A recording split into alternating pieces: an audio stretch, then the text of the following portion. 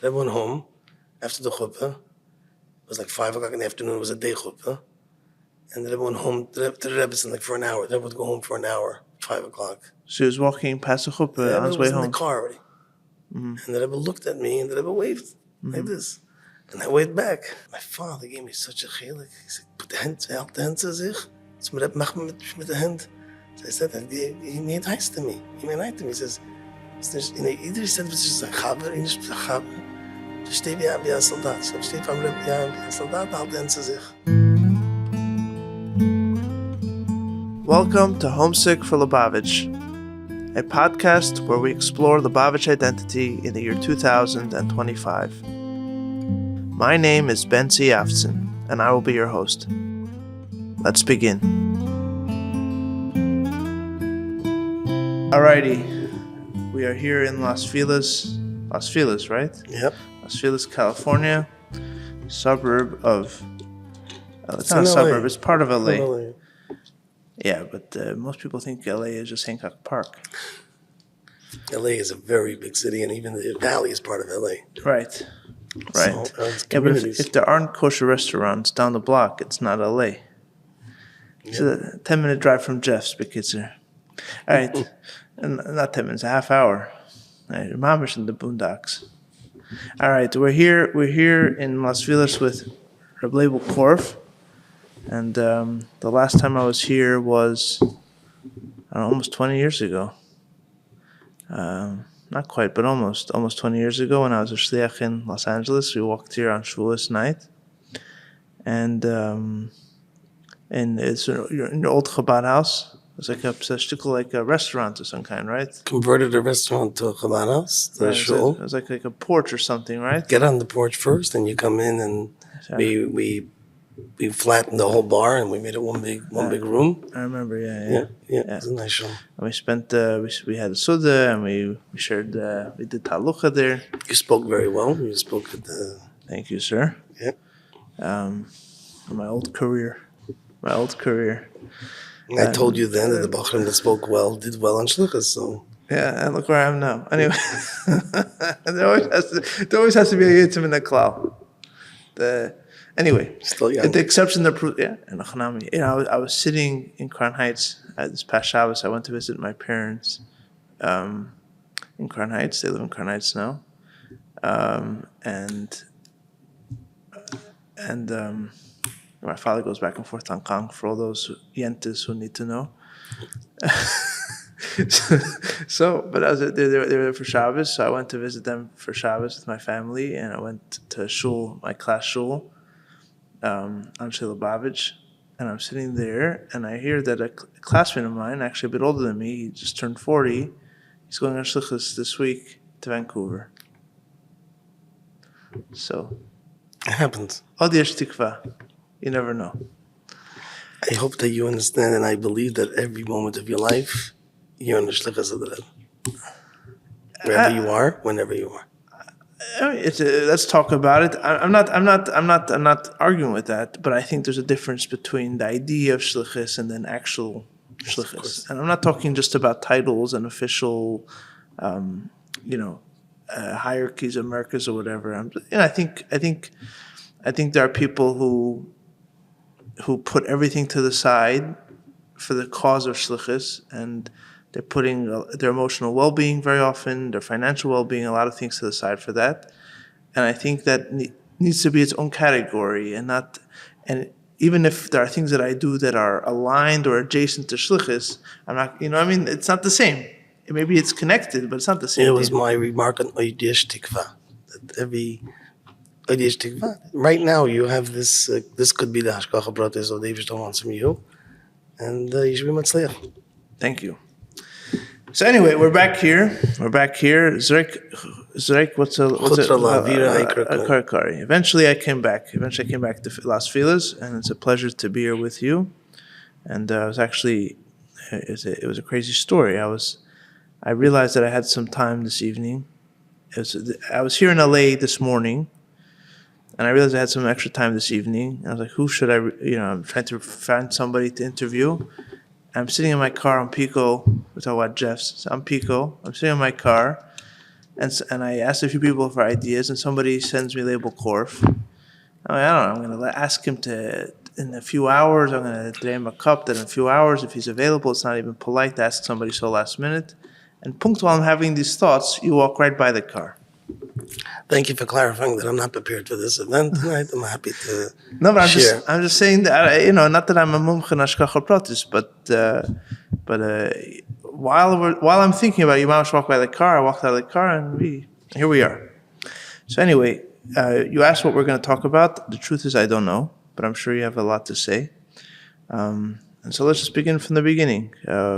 Where does the story of Leibel Korf begin? I guess when I was born. Yeah, that part you don't remember. But I don't remember. I remember from a very young age, I'm growing up in a two-family house on Utica. I'm president of Utica in Rochester. It was a very, it's 2 bedrooms. And Oh, so not the Kingston. no, my Zayda lived on Kingston from Tafshin Yud Gimel. My father was a bacher here when he stayed by his parents' house. He moved to Montreal, Tafshin Chav Gimel, till Tafshin Lamed. After he was married. After he was married, he was in Newark a little bit, then he was in Altera, and then he went to Montreal as a mashpia. Mm-hmm. And he had to come back to Tafshin Lamed for reasons of health for my brother. I have an older brother that needed some care which the Canadian government couldn't provide, and he had to be in America to receive those benefits. So for a while he was here without my father moving, staying by my Zayda's house, but it ended up being that they had to move. So he got a job in Alter. He was a principal for 2 years, and then he became mashgiach, and then mashpia / So you were born when they already moved back to... They moved back to Shalom, so I was born 2 years later. 2 years later. Yeah. And my father lived in the house. Zusha Feldman was upstairs. And Zusha is now in Balfour Place. Zusha and Havdam Chaim and his wife, Chanetka, and the family. We lived upstairs and we lived downstairs. And it was a nice little community. What's Pshat, the little community? Rabbi Crown Heights or that area? In Crown Heights, it was divided. No one lived then. I'm president from Albany till Schenectady. No Yidden lived there. So Right. from Schenectady to Rochester, we had Yidden. And So they got divided almost. it was like divided, yeah. So it was like his own community. We had 3 shuls over there. We had Frankel Shul, we had Kal Chassidim, and Rei Mohuvim, 3 shuls. It's on Carroll Street was 2 shuls, and the president was 1. And they're all Lubavitcher shuls? No. They were all non-Lubavitch shuls. They were all dominated by Lubavitchers and non-Lubavitchers together. Like the shul across the street from our house, and Mato Shusterman would daven there often, not really but grown, but verbring there often. Matal Schusterman is Gershon Schusterman's father. Yeah. The Balkers. Yeah. So you used to go to 770 on Shabbos morning. I walked with him many times. So when did you... So wait, so you davened in these shuls when? I davened in these shuls Friday night usually, Friday night, uh-huh. or if my father would go to yeshiva Friday night. So it's not, there's no time that we went there. Sometimes it was on Shabbos. My father felt he wanted to be mechazik, and he stayed there on Shabbos. Uh-huh. And there's sometimes that I davened by the Rebbe. He didn't always daven by the Rebbe. Right, on Shabbos. I went to Rabbi Shusman because I wanted to be by the Rebbe. On Shabbos? Yeah, All the years the Rebbe would come out for the whole davening of Shabbos? of course. The whole davening? Yeah. Only during the weekday the Rebbe wouldn't daven shachris with the minyan, but on Shabbos the Rebbe would daven shachris. With the minyan? Or he was there? Always 10 o'clock. No, but he was davening with the minyan? Yeah. He finished davening with the minyan too? Yeah. Interesting. The Rebbeim always... That was a minhag of the Rebbeim, I don't know. I'm not a researcher on that. No, I'm saying... No, you can tell him Tisha B'Av when the Rebbe didn't daven. And the Rebbe went sometimes 3 steps back for No, because the Rebbeim would very often were davening barichas, right? On Shabbos, not. Not much known about the Rebbe's arichas davening, which I'm not a mumch on that. When if any times the Rebbe daven barichas. No, there are stories from Paris or something. Zayd Shem Tov or something. No, there's a story. They asked for a room with two doors, and then they spied and they heard him davening. It's not a true story. I'm not saying it's not. I'm just saying during the Rebbe's Nesias, I mean, there were times Bachram looked in. Shlomo Zachiver brings about the Rebbe used to ask for all the letters in the morning and daven on the letters. During the week, he used to see through the window. Have his hands on the letters, but. One second. I never heard this before. Shlomo Zachiver brings about many times that The letters that people were sending their bakash. He would call in to Maskiris often before davening. After the noch post, we didn't want to start davening until he got all the letters. So like similar to the Tkiyas where he had all the letters when he said Tkiyas. So He said Rabbi Leibel would bring about that in his days. That the Rebbe would daven Under the bakashas of people. And then later on he would go to Leil with them. But in the early years he didn't, right? Not as much. Not as much. So he would daven in his room with the letters. Yeah. I did not see it. It's not what I heard from Shlomo. Say there. Okay, we could put a big disclaimer on the podcast that. But he said it. Everything's cliche. It wasn't like. I forgot what I heard. I know what I heard. No, look, you tell me what you think about this. To me, as I get older and as I, experience more of life myself and people that I know, and of course, as you get older, both the people that you know and just the things that you learn about, you realize that life is a lot heavier than it was when you were a kid.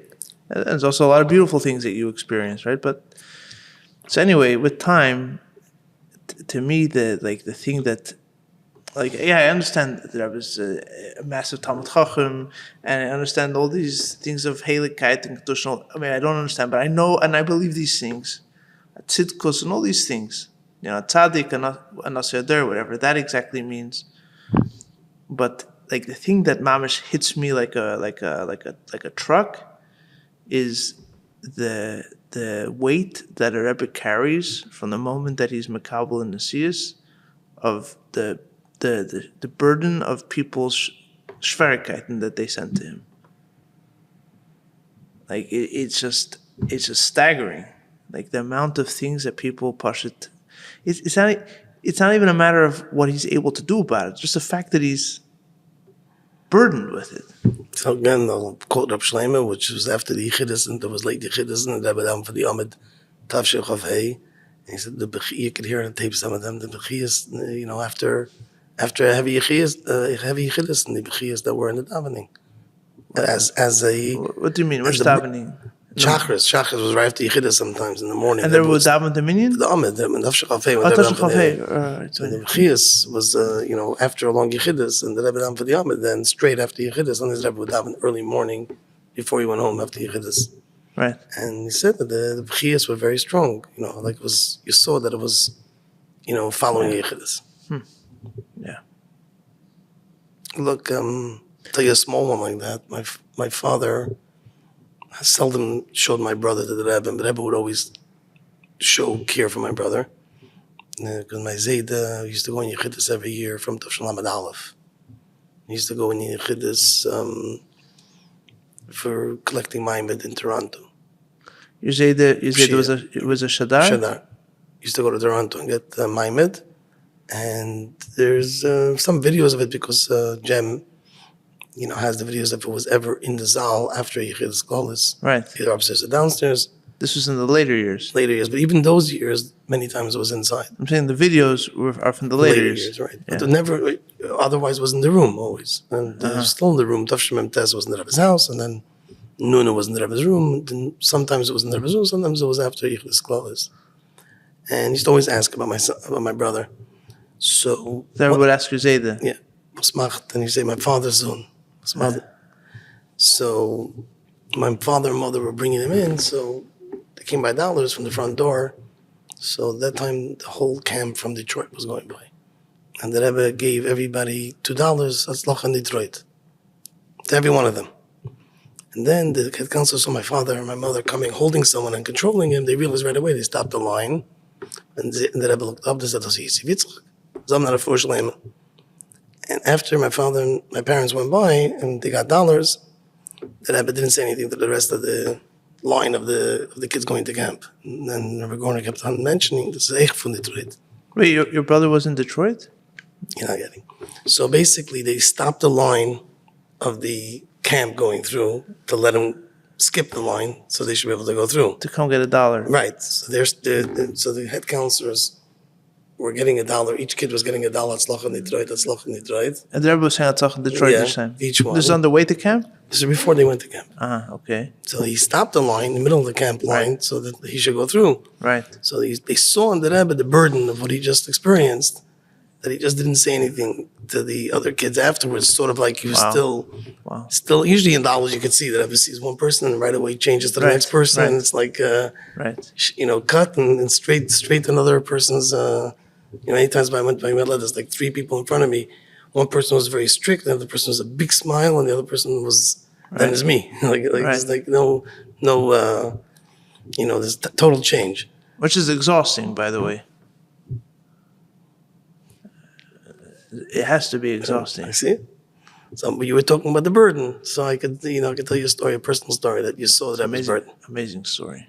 So So Leibel was telling him they're also from Detroit. From Detroit, and nothing didn't change. The comments didn't come quick. Maybe later on it started again. Yeah. Yeah, so that's definitely a thing I could share with you. That Chayin Sevel and something you saw that it's very, it's to an extent that's more than words could describe. I mean, that's for that story. It's already worth sitting down. It's such a powerful. No, it's a very sad. It's a heavy story. It's not a happy story. It's a heavy story.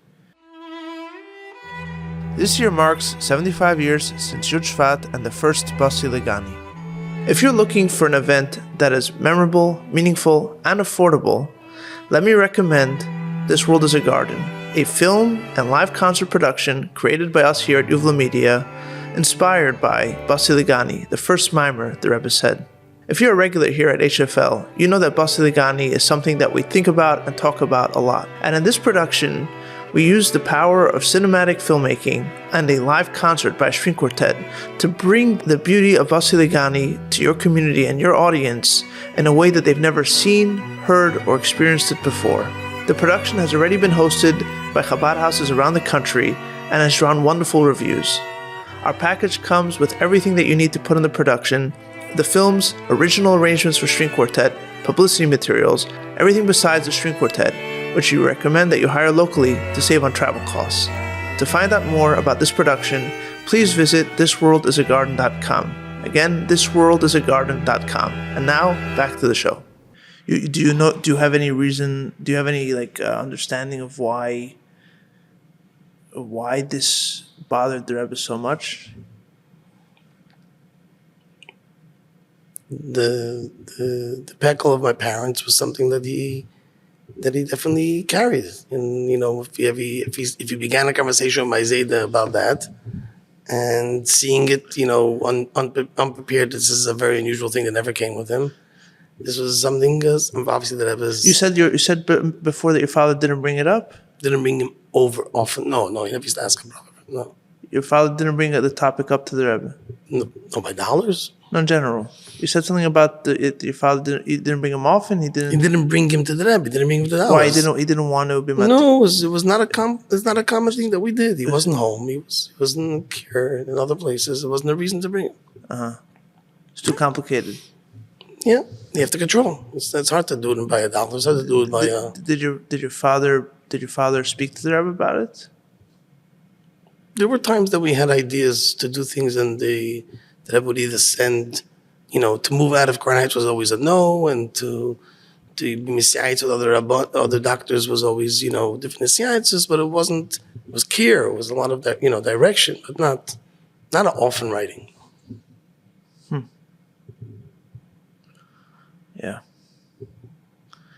Yeah. There's something for me. There's something extremely, extremely real about it. I'm not trying to take away from anything else, but like there are a lot of ruchnistic things about chossid and rebbeim and all these things that they're in their worlds they're just as real. The elements of ruchnim are also real, but for me as a human being, there's something about the gashmistic. You know what I mean? The weight of it all. And the fact that, I tell stories for a living. I don't. Nobody's burdening me. Nobody's expecting me to actually help them, but they're just telling stories to me, and very often they're not telling me the real weight of the story, and sometimes I push it. I feel like I'm collapsing under the weight of it, and then I realize, like somebody told me the other day, like. He's like, like a modern Lubavitcher, and he's like, everybody has their their ideas, and then where they go with their different ideas. But when somebody has their actual problem, they have one address. Like it's just the burden of real things.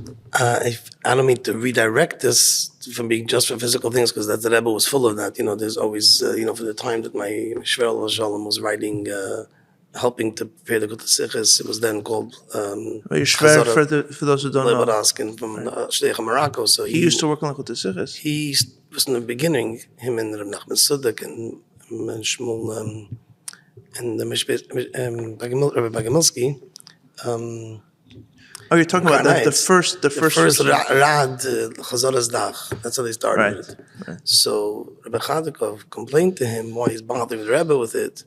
The Rebbe is phenomenon binyan for bekoch nefesh, are people that have questions of life and death. And Rabbi Leibel said, "But abreke das is bekoch nefesh," and it wasn't skabel. And they take a lot of credit for that. So the continuation was from there, that the chassidim are saying it's bekoch nefesh we need this. So the Rebbe we saw also in the same level. I could say also my father-in-law was once, I think, in the middle of a busiest day of dollars on Sukkot, and like there was so many chalukas going on in one chalamayda. Was like a schedule. And Rebbe told Grund Ibrig that Leboraskin was 40 years in Morocco. And it wasn't his 40 years, but it translated to him later when he was very sick and he was 40 years in Morocco. He felt that he got the message then. But it was just in the middle of the hardest times, and Rebbe would stop in the middle of something and be burdened with someone else, whether it was in Yagashmi because your father's in the hotel, his father's in the hospital, or an in of shlichus that someone needs the support and the chizuk, or Magia Sicha, when the Rebbe was Magia Sichas, or my Morim, they say stories of, going down all the way till Tafshin Beis. It was done with Mesiras Nefesh, on the way to the oil in the car and standing at the oil, and many other moments. I could tell you one story that I saw. I was only 13 years old, and the Rebbe then had a sciatic nerve. The Rebbe had pain. The Rebbe didn't go out to daven in the Zal. The Rebbe would daven in the Gnei HaTachten. What was this? When was this? Tavshim and Vav, from Purim, from Adar, all the way to Nisan, the Rebbe davened upstairs, and the Rebbe would go down for bringing only, Shabbos, and during the week the Rebbe didn't even go to the Zal. He stayed right next to the door, davening in Tachten, not to hold on in front of anybody. It was so painful to walk. Wait, so there's a meeting in the hallway? In Gnei HaTachten only. They brought a meeting of people, and where the Rebbe stood in his office? Right out of the office, it was a shtender. The Rebbe walked out of his office to the shtender. And this was in Memvav. So he wasn't living in 770. You'd come to the office and daven. So the Rebbe would come to the side door. That's when they started the Rebbe going to the side door. They drive to the side door instead of the front of 770. Mm-hmm. And that's when it started, because they didn't want the Rebbe started holding on to the railing there from inside. But if it was in public, they were certain that the Rebbe wouldn't hold on to the railing. Mm-hmm. So they didn't want the Rebbe to be burdened to God's. Anyway, so I was 13 years old, but I somehow was able to get in there. Was just a meeting of people? Yeah, basically. It was a bacher that Rebbe muned and who should go in. But I managed with another chaver of mine. And since I was in there before people came in, I saw the label going into the Rebbe after the Rebbe came from the oil. So the Rebbe was standing at the oil, we used to stand. He wouldn't sit. So it's Mincha already? It's Mincha might have. Before Mincha, it was like 5-10 minutes the Rebbe is in his room between coming from the oil and going out to Mincha. And you would eat something there? I always want to know what the Rebbe does. Right. And I'm 13 years old and I'm curious. I stood in a position where the label walked in. So you could see through the door. The door was wide open, not see through the door. Oh, so they weren't hiding. He was walking in. They weren't hiding. The label walked in, right. and his body has to walk to the door. So right. I saw. So the Rebbe standing in Magia, the liquid, standing by his bed. There was a bed in the office already at that point. Just Lamed Ches. Oh yeah. And the Rebbe was standing over there, not sitting, and is because the liquid has to go out that night, the Chaparayim before Mincha might have to send it back. And the Rebbe, whenever he was making a sikha, he was standing? No, so this is the second Hago, I understand. It was like more like a roll, it wasn't like a paper, and I was standing, and I saw a sikha, I saw clearly. But he would always stand when he did? No, I'm not saying he would always. I'm not in the room. He's saying he was punk standing then. I guess there was a very short time. There was no between, time to sit down, yeah. Whatever, I'm young and I saw it. It's not like a question what I saw. And no, I'm trying to see if there's a larger context to it. This is what you saw. That's it. It's a Thursday, and I saw his Magia Sikha. Right. He's reading it. I'm saying you're not saying how it used to be. You're just saying how it was then. He looked for a second ago, and just if it would catch one thing, he would go to the table and correct it. Right. But he was reading it standing. Right. And to me, it was like, just at that age, I got a shiver to see that the Rebbe is like, it's negate and nefesh, and it's how much it's the people that the chassidim should get the sikha in time, and that to put himself. The burden of us is not just in the health. The burden of us is in our askanis, in our shlichus, in our learning sikhs, and our being able to have, provide for us the learning to have, his own hagah, his own sikhs. Every element of it, every chalukah, every giving, every part of it's, to me, I sense that, what you're saying about Chalyan Yosavel in Gesund and other burdens, you saw it b'Pel Mamash and everything. Right. Hmm.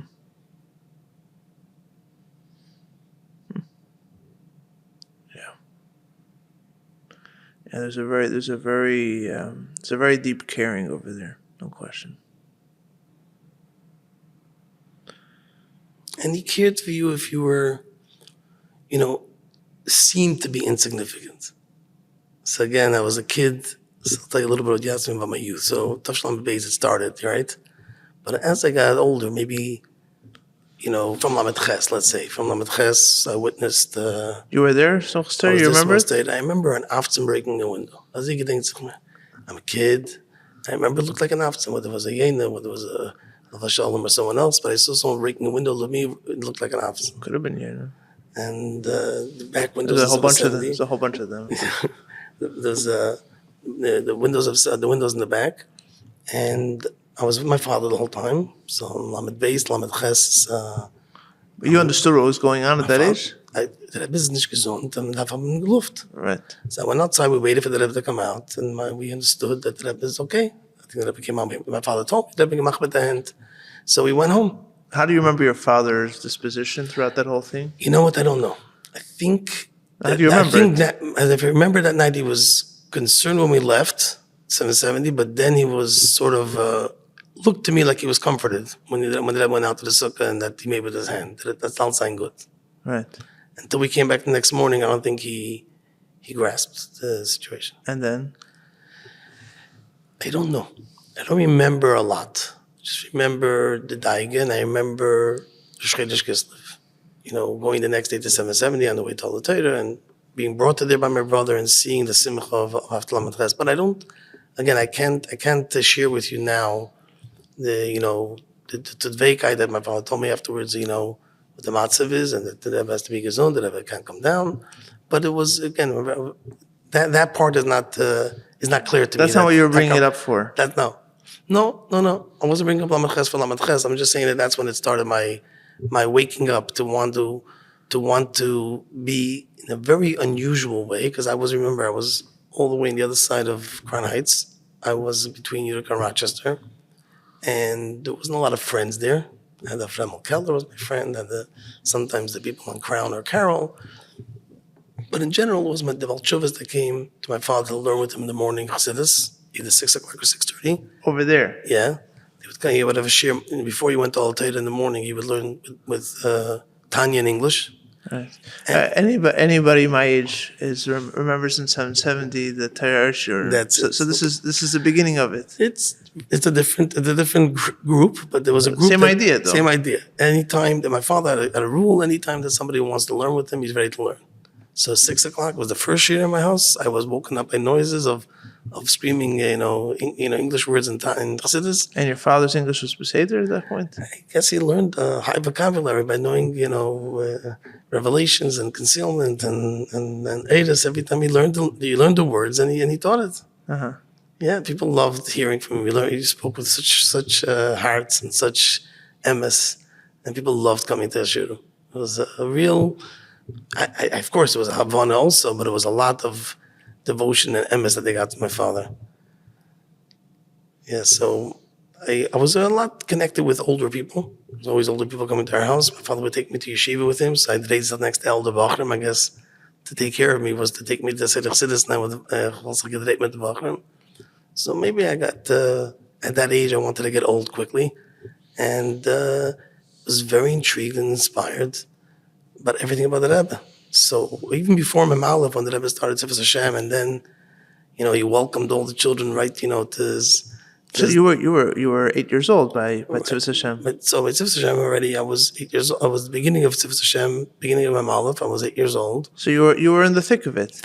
So already 6 and 7, I started coming to my Zayda's lap by Fabring, and I started going with my father, and I started getting a real liking and an urge to be there as much as possible by Fabring. Where did your Zayda sit? Right behind the Rebbe. He was one of the Whitebeards. Yeah.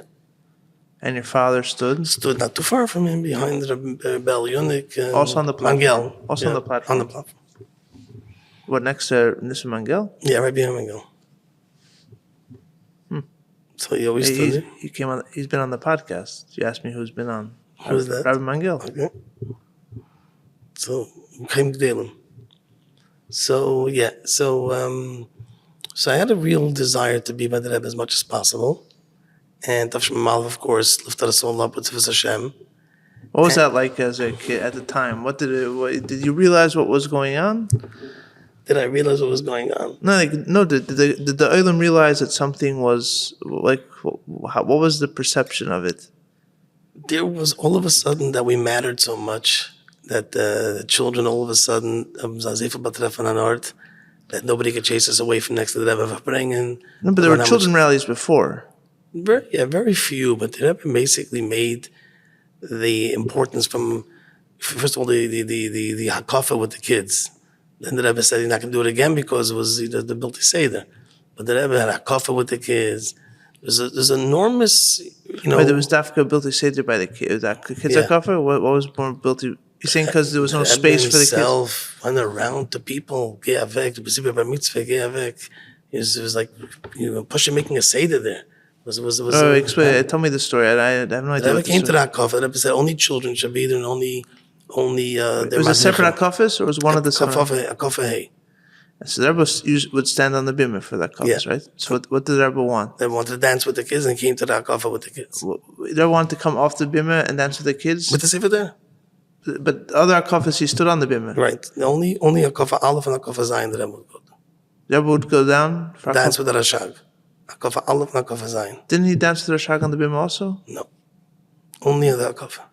So hakafa aleph and hakafa zayin, he would come down to the rashag and dance where? In the center, hakafa bima. It's like the hakafa. The stage would be like 12 inches off the ground. And so there was a higher bimah. Just 12 inches off the ground. No, where did the Rebbe stand the rest of that hakafas? Oh, all the way in the front, like by his regular place. Yeah. So he didn't come to the center bimah. All the hakafas he would stay in the front, besides hakafa aleph and zayin all the years. Tavshim and aleph, the Rebbe came to do a children hakafa. But hakafa aleph and zayin didn't come to the center. He did come to the center. The center bimah, that's higher. The center bimah was not higher during Sukkot. They took it out. Oh, they took out the center bimah. They only had a lower one, which was about 12 or 14, maybe 14 inches. So how do people see? That was the derech. It was like the lower spot, but everyone's with bleachers around, and they saw the inside. That was the best way for everybody to see, because most people on the floor wanted to see. I see. If it would be too high, they wouldn't see. I see. So that was a vart. I'm not sure if that was the vart, but that was the practicality. That's the Zay's given. And there was only a kaf aleph and zayin. Yeah. And he wanted to that year he wanted to do a coffee with the kids. And what was the shot of the kids? He was going to go on the bimah with the kids. On the bimah and just dance with them, not holding on. All the kids would go on the bimah. On the middle bimah, yeah. How many kids could go on the middle bimah? So that's the thing. So the Rebbe wanted to. So everybody was pushing their kids on. So people that have makom kavua around the ches, it's called the ches. People that have the makom kavua around the ches weren't ready to give it up because they need a place for kafeh zayin when the Rebbe is coming back, and the Rebbe made like this: kitavek, kitavek. The ches is what? The ches is the metal table that was surrounding the center. bimah. Yeah. So there was like a protection. And everyone wanted kids to be there. Everyone wanted the kids, and if there's no room, move out so there's more kids could be surrounding the bimah. And he was matzliach in the end. Not matzliach. The Rebbe said it was about to say that. I mean, people were moving back. Obviously, the Rebbe was going like this. You move back, but it was with upsetness. It was a balagan. So it didn't happen again. Where were you that year? Right there. You got in. Yeah. On the actual bimah. On the actual bimah. Wow. What was that like? It was chaotic, and so the Rebbe, my brother was standing on the table crying, and the Rebbe went to him like this. Which brother? Ben Zion, 3 years younger than me.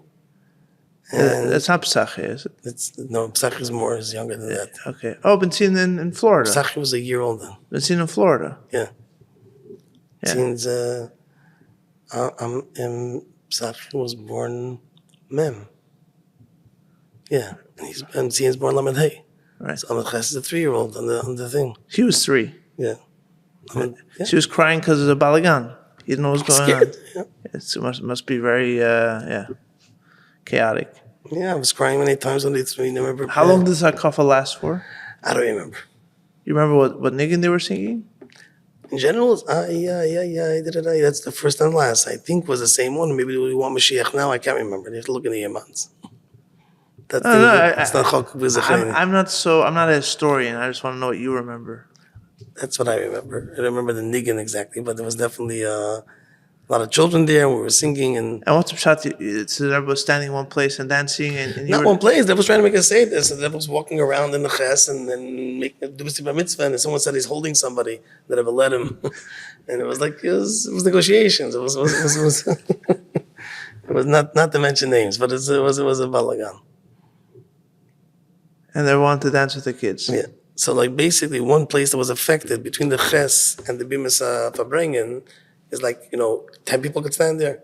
So that whole place was cleared out. So anybody had a makavua, they had to leave for that hakafa because they wanted all the kids there. Right. Other places you just had to move back. So it became a balagan. So that's moving a little back. The other place that you got out. To be fair to these people, it was very, very hard to move away because there's people pushing them in, right? Many times over the years that I wanted to say that it wasn't like the people in front's fault that they can't just, leave, Right. So over these years, what stuck with me was just to want to be near the Rebbe the whole time. And it was in a very real way. And I felt very special. But explain that. What do you attribute that to? It's not like you had loving parents, you had loving grandparents. Why? What's the pull? Homesick for Lubavitch is brought to you by Yuvla Media, a boutique video production company servicing the Chabad and Jewish community. Since opening 10 years ago, Yuvla Media has pushed the boundaries of artistic and thoughtful storytelling in the community, with an insistence on there always being a memorable story as well as a beautiful and striking visual image that we believe is second to none. Over the years, we have worked with Chabad organizations around the country, as well as large organizations like Boni Olam, Torah Masora, and Atzalathon, guided by the belief that your story is absolutely worth telling with depth and creativity. If you are looking to tell your story with a video, please reach out to us at hello@yuvlamedia.com. Again, that is hello@yuvlamedia.com. A link can be found in the show notes. And now, back to the podcast. I hope I'm not coming across being cynical about it. I'm just trying to, because a lot of times people say that, and it's just accepted as a davar pashut. So let me tell you. On one hand, you could say you start feeling special and connected and loved and in awe, all at the same time. Right. What do I say feel special? There's one time by Fabrengen that I was standing next to the Rebbe at the side, which I used to stand even before the kids started coming into Doshim Amalef, like I told you, because I was sitting at my Zayda. And sometimes there was other mishamshims that their kids were there, but it wasn't common. Then later it became common. But I was always made sure to be there. And at one time I wasn't exactly in the front or exactly where I wanted to be. So I went around to the other side of the Rebbe and stuck my head outside Rabbi in front of Rabbi Chadikov, which is unusual because usually Rabbi Chadikov was the first one close to the Rebbe. Kids would be behind him around. Right.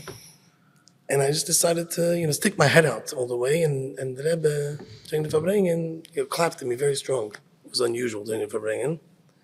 And after clapping for a long time with me, asked me, a long time. To me, it felt like a long time.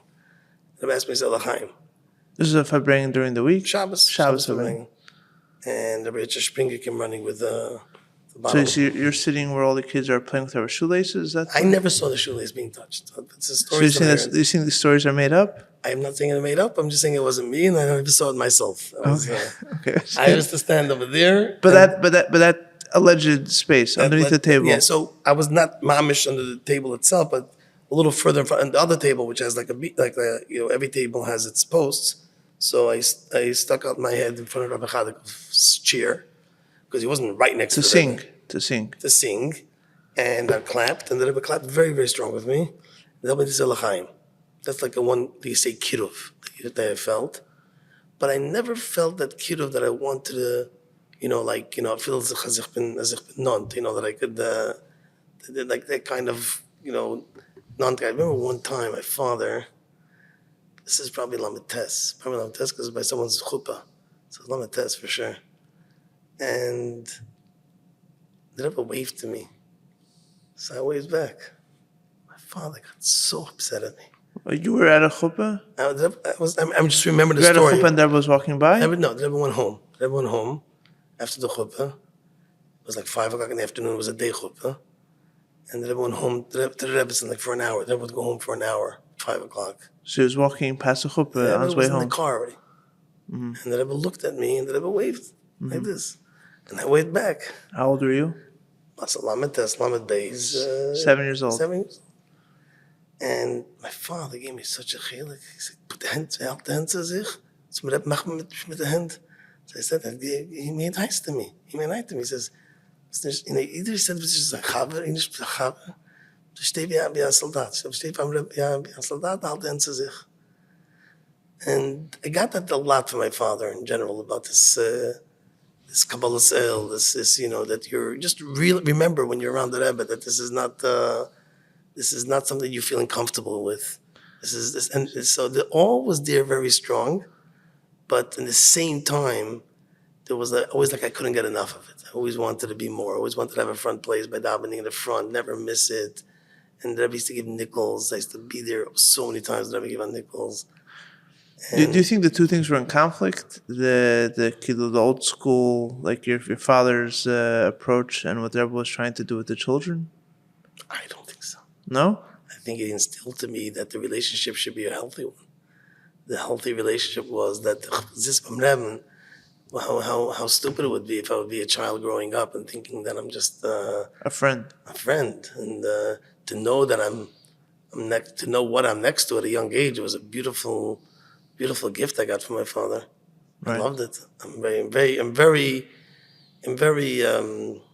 indebted to my father for giving me the kind of very strong, very not strong, very absolute hadracha that this is emes and this is a Rebbe and it's all that matters. And being a chossid is all that matters. But a soldat is is not usually seen as something of kiruv. And what you're describing is that there was being makarev children. So how do the two go together in your mind? That the Rebbe shows me that he's being makarev, and in return, I want to remain a chossid. So if a kiruv will make you, feel comfortable. He was making me, realize that, it's unbelievable that Rebbe showing you kiruv, but you have to remember that you want to stay a chassid. You want to nurture that relationship properly. And I'm blessed with that. I probably went by the Rebbe by Dallas so many times.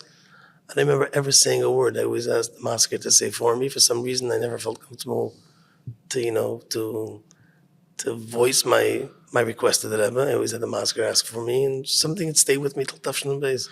So explain that for a second. By Chidus, Bachram wouldn't speak to the Rebbe? First of all, not my age. We never went to Yichudis. No, but I know, but I'm asking. Oh, of course it was okay to speak. That I want you to speak, but it was. I'm saying, so why do you feel suddenly that there's this idea that you can't talk to the Rebbe? Never felt I can't. I didn't feel worthy enough. Or, No, but all the Bachram did before. Right. I just didn't. Saying it wasn't. It was me. It was you. It wasn't that you felt this was the thing to do. No, it wasn't the derech that I believed in. No. Uh-huh. I just that's every time I went by dollars, I just couldn't. I just tapped on the shoulder, my email address. I would tap quickly the masker and say, "This dimension, Rabbi wanted to mention that's my email address." That's it. No other reason I had to say anything.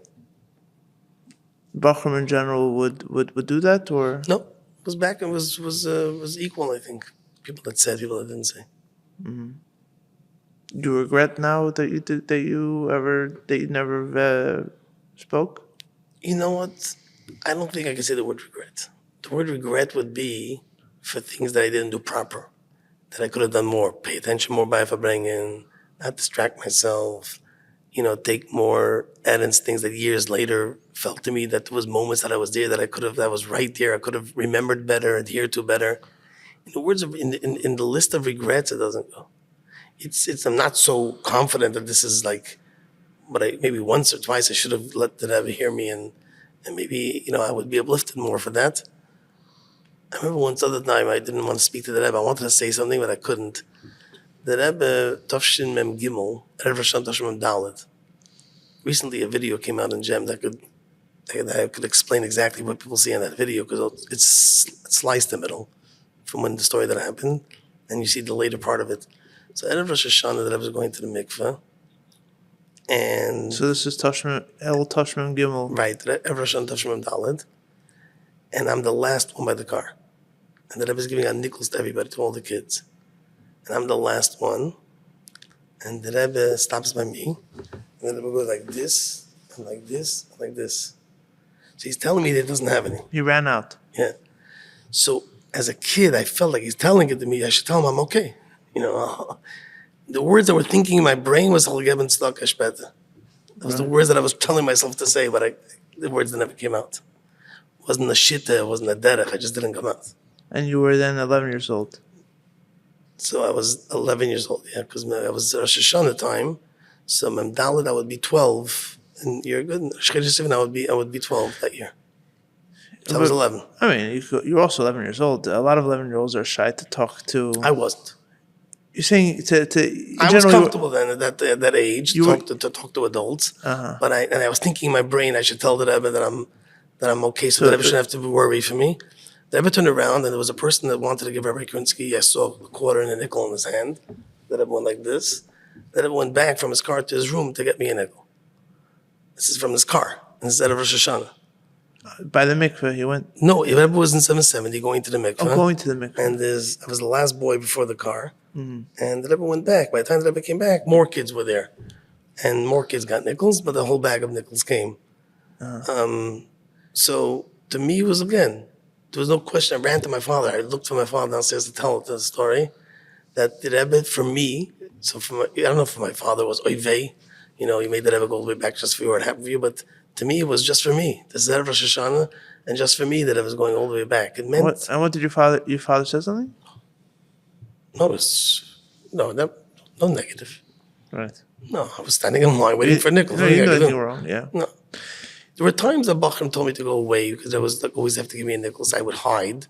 But then they would see me hide, and they would go like this, it'd take longer. You were the only boy that. Sometimes I was there when they were going to the mikveh or whatever, and I was there more often than other kids were. To get a nickel? No, I wanted to see the Rebbe. Just to be there? I just wanted to see the Rebbe all the time. Mm. So that's a very, I can say right away. I can't pinpoint what made me do it, but basically whatever my urge was to the Rebbe, to what the Rebbe is, it translated in Yichud Tzayni. There's no question. All the books and all the sichos and everything you'll learn. Learning and davening is the right thing, and just looking l'sagi b'riyas panav is hayom yom. It's not like you have to go to big mashpim to get it.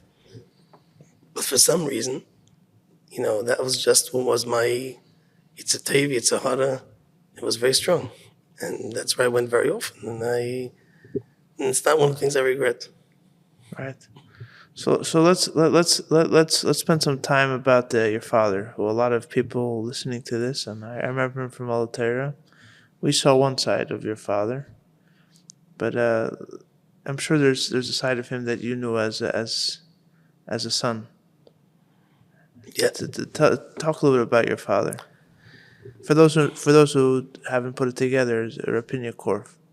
So my father was a ishruchni, really a ishruchni. Yeah, no kidding. And he... One second, is it true that he didn't sleep in a bed after Gimel Talmud or something? Not true. He basically would fall asleep on the chair and had a necklace or shissel next to him if he falls asleep too long. But he would try to finish Rambam, and many times it would be way in the AM and he ended up in bed. But it was not that he made up not to go to bed because of Gimel Talmud. No.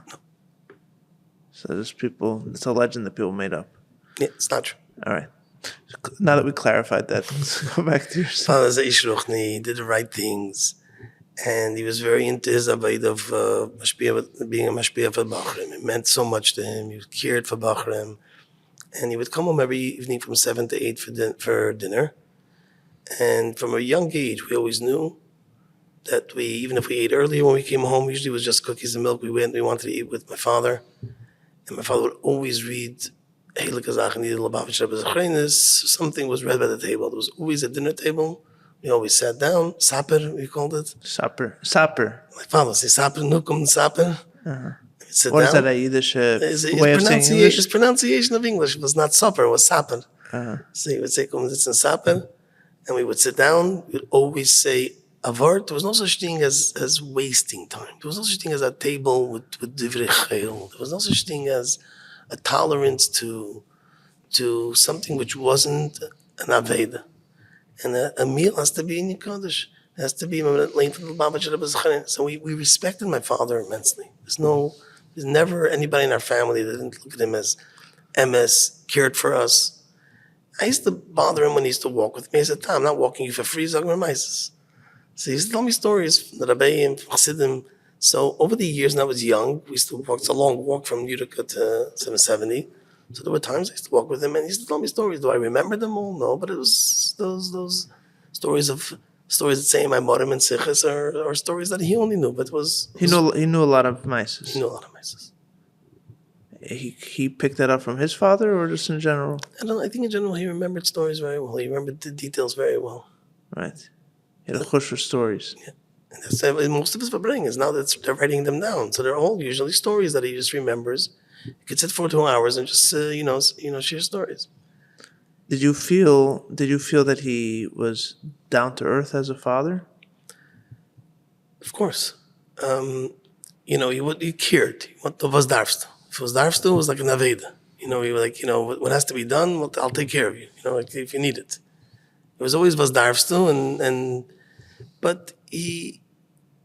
No, because a kid, you're talking about the ruchnius at the table, but a kid, at the end of the day, a lot of the things they need from their father are gashmistic things. So it wasn't that he should relate the things that I care about in order. I'll tell you something. It's interesting you're saying that because I remember it was a Mordechai Ben David concert.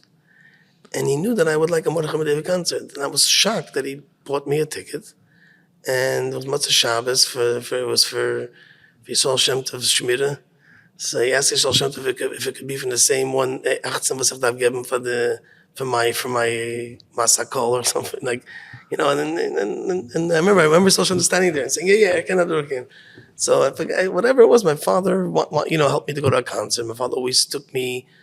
My brother Yossel needed swings and go to Coney Island. He would take me with him. We always went to camp in Israel, New York, from a very young age. Your father would go for the summer? Would go to Siberia. He was right, always in the Altera group. Yeah.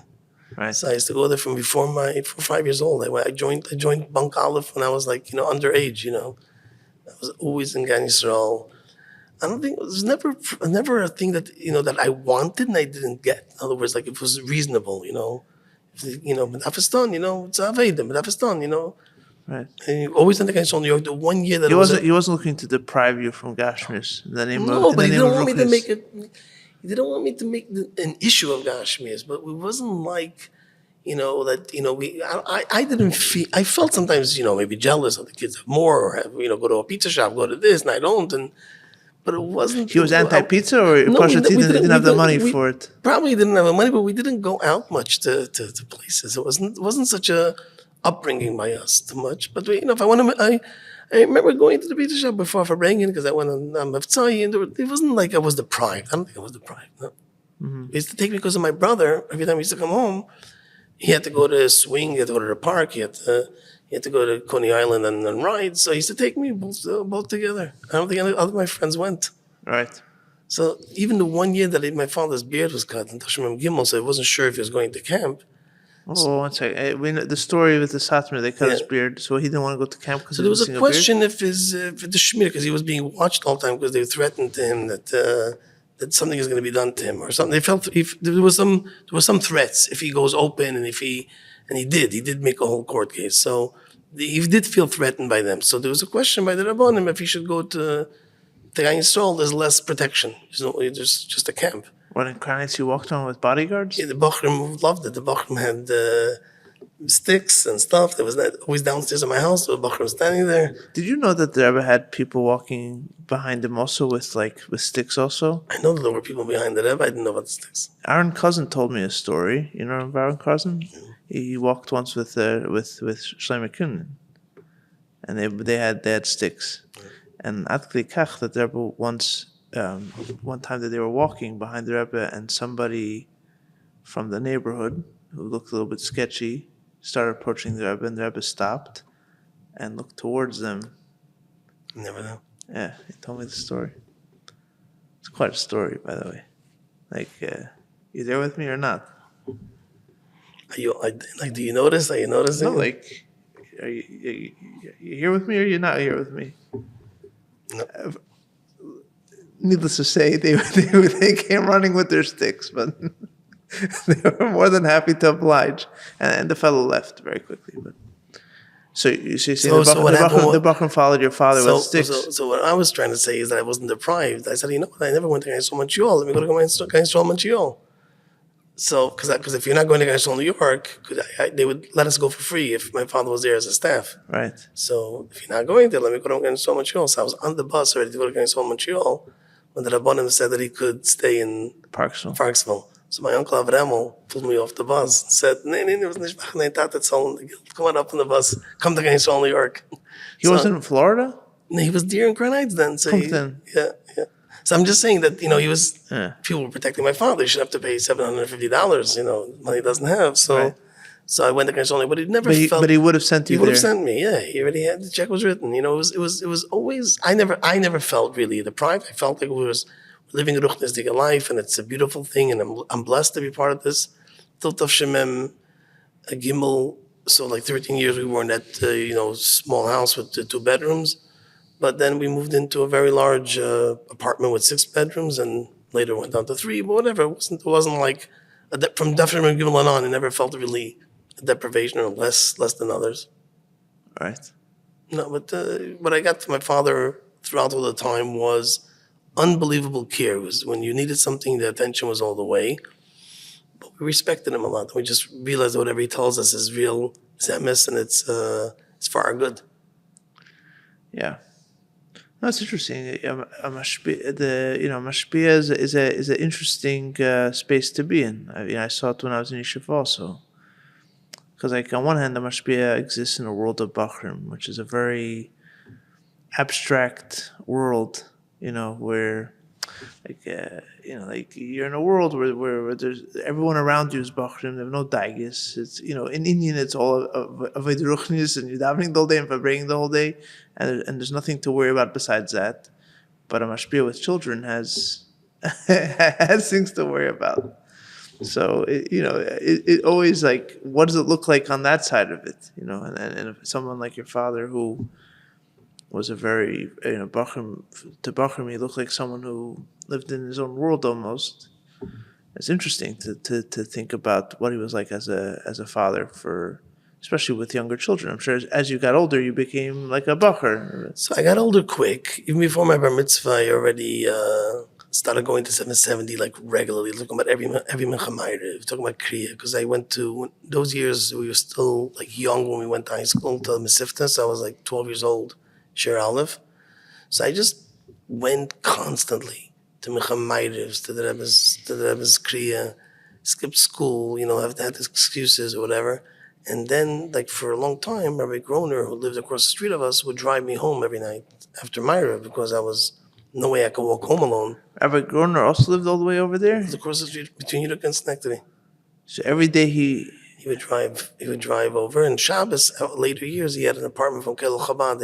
He stayed in the Kel Chabad building for Shabbos. He had a Shabbos apartment. He was told to live over there? So basically, by the Rebbe in general, whenever you lived in an area, it's lately, by the way, the nice video from Jem on Shin Chavtes in regards to Shleimus Aretz, they bring out the point about Crown Heights, where the Rebbe said you're not supposed to leave a neighborhood because for your own benefit and leave people behind. So once my father moved there, Tafshel Lamed, he wanted to move once to be next to my grandmother because she wasn't feeling well, and the Rebbe said that the Refuah Shleima will come from Chizuk HaShchona v'lo Chas v'Shalom le'epochs. So my father was right away. He's never moving out of that neighborhood.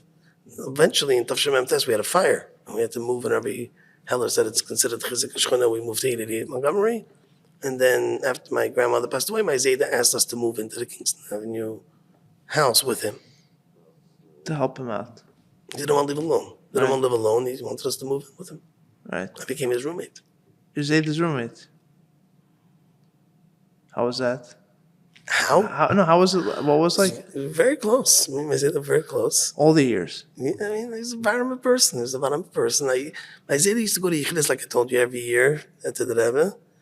And there was long Yichidus in some of them.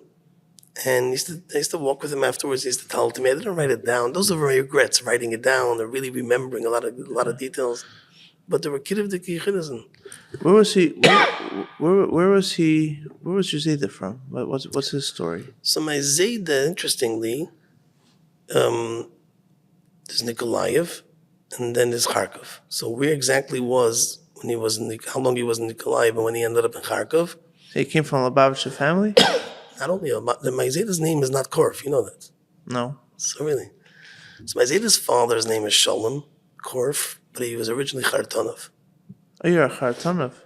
Yeah, we're a Khartonov. So they changed your name, what, for papers? For papers, not to go to the army. So there was a rule that one of the ways to dodge the army was if you were a single child to someone. Mm-hmm. There was a couple named Korf that did not have any children, and he was adopted by them, and he got their name.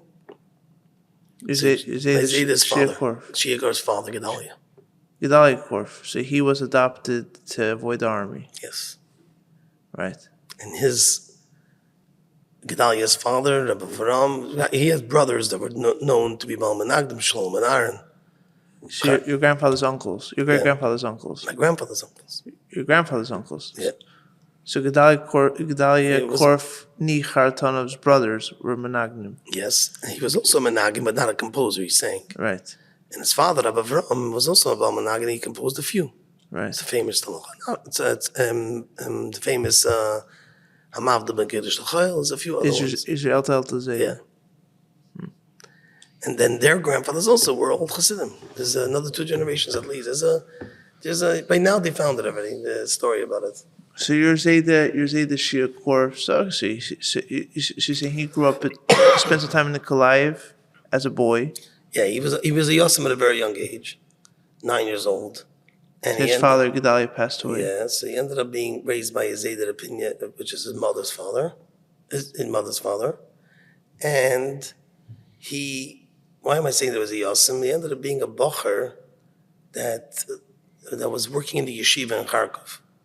And in Kharkov, there was a stickle restaurant. These in the days of who? Which of the Frierdiker Rebbe. He never made it to the Rebbe Rashab, couldn't afford a train. Okay. So he never made it to Lubavitch. Because he couldn't afford it. Because he couldn't afford it. He's awesome. He didn't have anything. How old was he when the Rebbe Rashab passed away? So he was 3 years younger than the Rebbe, Mistama. So he's born not Samach Beis, but Samach Hey. So he would have been not that old. Right. It wasn't like he was a bar mitzvah bacher, Yeah, essentially. he was 15, 16, yeah. maybe. He would have had to go to Rostov at that point also. Right. But he was brought to the Frierdiker Rebbe. But before that, he used to go to this restaurant that this lady used to cook. That's where Alter Bachram used to eat. In In Kharkov. And the Rebbe used to come there to visit his brother, Beryl. Yeah. First of all, my grandfather knew the Rebbe's brother, Beryl. Said they're going to Kluger. And he said that he used to talk to the Rebbe and learning. He used to talk to the Rebbe at the place of eating. So that's how we knew the Rebbe, from Kharkov. Yeah, I heard a great story from Yossel Mochkin about that time. Apparently, he heard it from his father, from his Zayda, I think. I forget, Shimanovich. I think that's who he said he heard it from. That the Rebbe came to spend time with his brother in Kharkov. His brother was in the hospital there, right? And he says it seems like the Rebbe originally came for a shorter visit and ended up staying for almost a whole year or something. He says the point was that the Rebbe came, he had one shirt with him. And by the time he was, like the duration he was there, even though the shirt was washed, it was black. And no, I remember being very moved by the story of like what a brother does for his younger brother. Now, you have all the stories of how they spent all his time learning, at that age, and he wasn't looking to go out. He wasn't out and about in general. He sat at home the whole day learning, and he had a brother and spent. Yeah. So my grandfather didn't tell me much about it. He just told me that he would come often, and he told me that he would meet with the Rebbe at the same place because they would eat in the same place by the same lady. Oh, they ate together. Yeah, he says there was a place where they called a restaurant. But that wasn't part of the yeshiva there. No, it wasn't the yeshiva. It was a lady that was was a restaurant, so to speak, and that's where my grandfather used to eat. Alterbach in the yeshiva. Yeah, I guess there was arrangements. I guess that's where the Bachram ate. So the Rebbe also ate there. But he said he called it a restaurant. You were able to pay to eat. So that's where they both ate. And he would speak to the Rebbe there. He didn't elaborate, but that's where they. He remembers him from there. He says that they it's a bakant. Right. They knew each other from there. Was it common back then for there to be Lubavitchers who weren't part of the strict yeshiva system? So I don't know, but I know that the Frierdiker Rebbe, they wanted to build up the place around Frierdiker Rebbe, was especially before Pei Zayin, and my grandfather was brought to the Frierdiker Rebbe. They wanted to bring Bachram there. Communism was terrible. Where's the Rebbe then? Leningrad. And my Zayda was from the Chayzrim of the Maimarim. No, but I'm saying that the Rebbe never joined the yeshivas. Oh, that the Rebbe didn't join. I'm saying was it a common thing? I can imagine in Russia, not everybody got to do everything, but what the Rebbe did was needed something very different. No, but in those days, I was wondering how they thought of it. I don't know. You don't know. Don't know. So your Zayda after Kharkov went to Leningrad and was one of the chassidim. Yeah. So that's the mid pays. But this is already in the very difficult years. Very difficult years. That's what they wanted Bachram to come. They needed. But it was the yeshiva never took a full form of a yeshiva. There were people Laskanim that were making it happen, and my Zayda was brought. But I'm saying the yeshiva never took the shape of the old Tenchit with the whole. It was very difficult times. Right. But they were trying to make some semblance of a yeshiva in Leningrad. He didn't talk to me much about that. He used to chazer to me stories that happened that, hiding ksavim of the Frierdiker Rebbe that he took and he was supposed to give back after the arrest. It's anderem nicht zurückgegeben, nicht gewalt zurückgegeben, because they gave it to him to hold on to it. So if they Ksavim of Mamarim. Yeah, if they would confiscate it and not make it back to the Frierdiker Rebbe, they wanted to make sure things stay whole. They gave out to people things to hold on. The KGB was after that? They were worried to lose things, so they gave it out. Was after all papers. They were things that he only told me was things that Xaviat and my mother, things that they were scared to lose. They gave it out to different people, and I gave it all back. And not everybody gave it back. Not everybody gave it all back. That's later. He told me an interesting story that happened once. Then he told me that one time he was by chazing a maimer with Frierdiker Rebbe. And in the Maimer, it's a great in Gan Eden.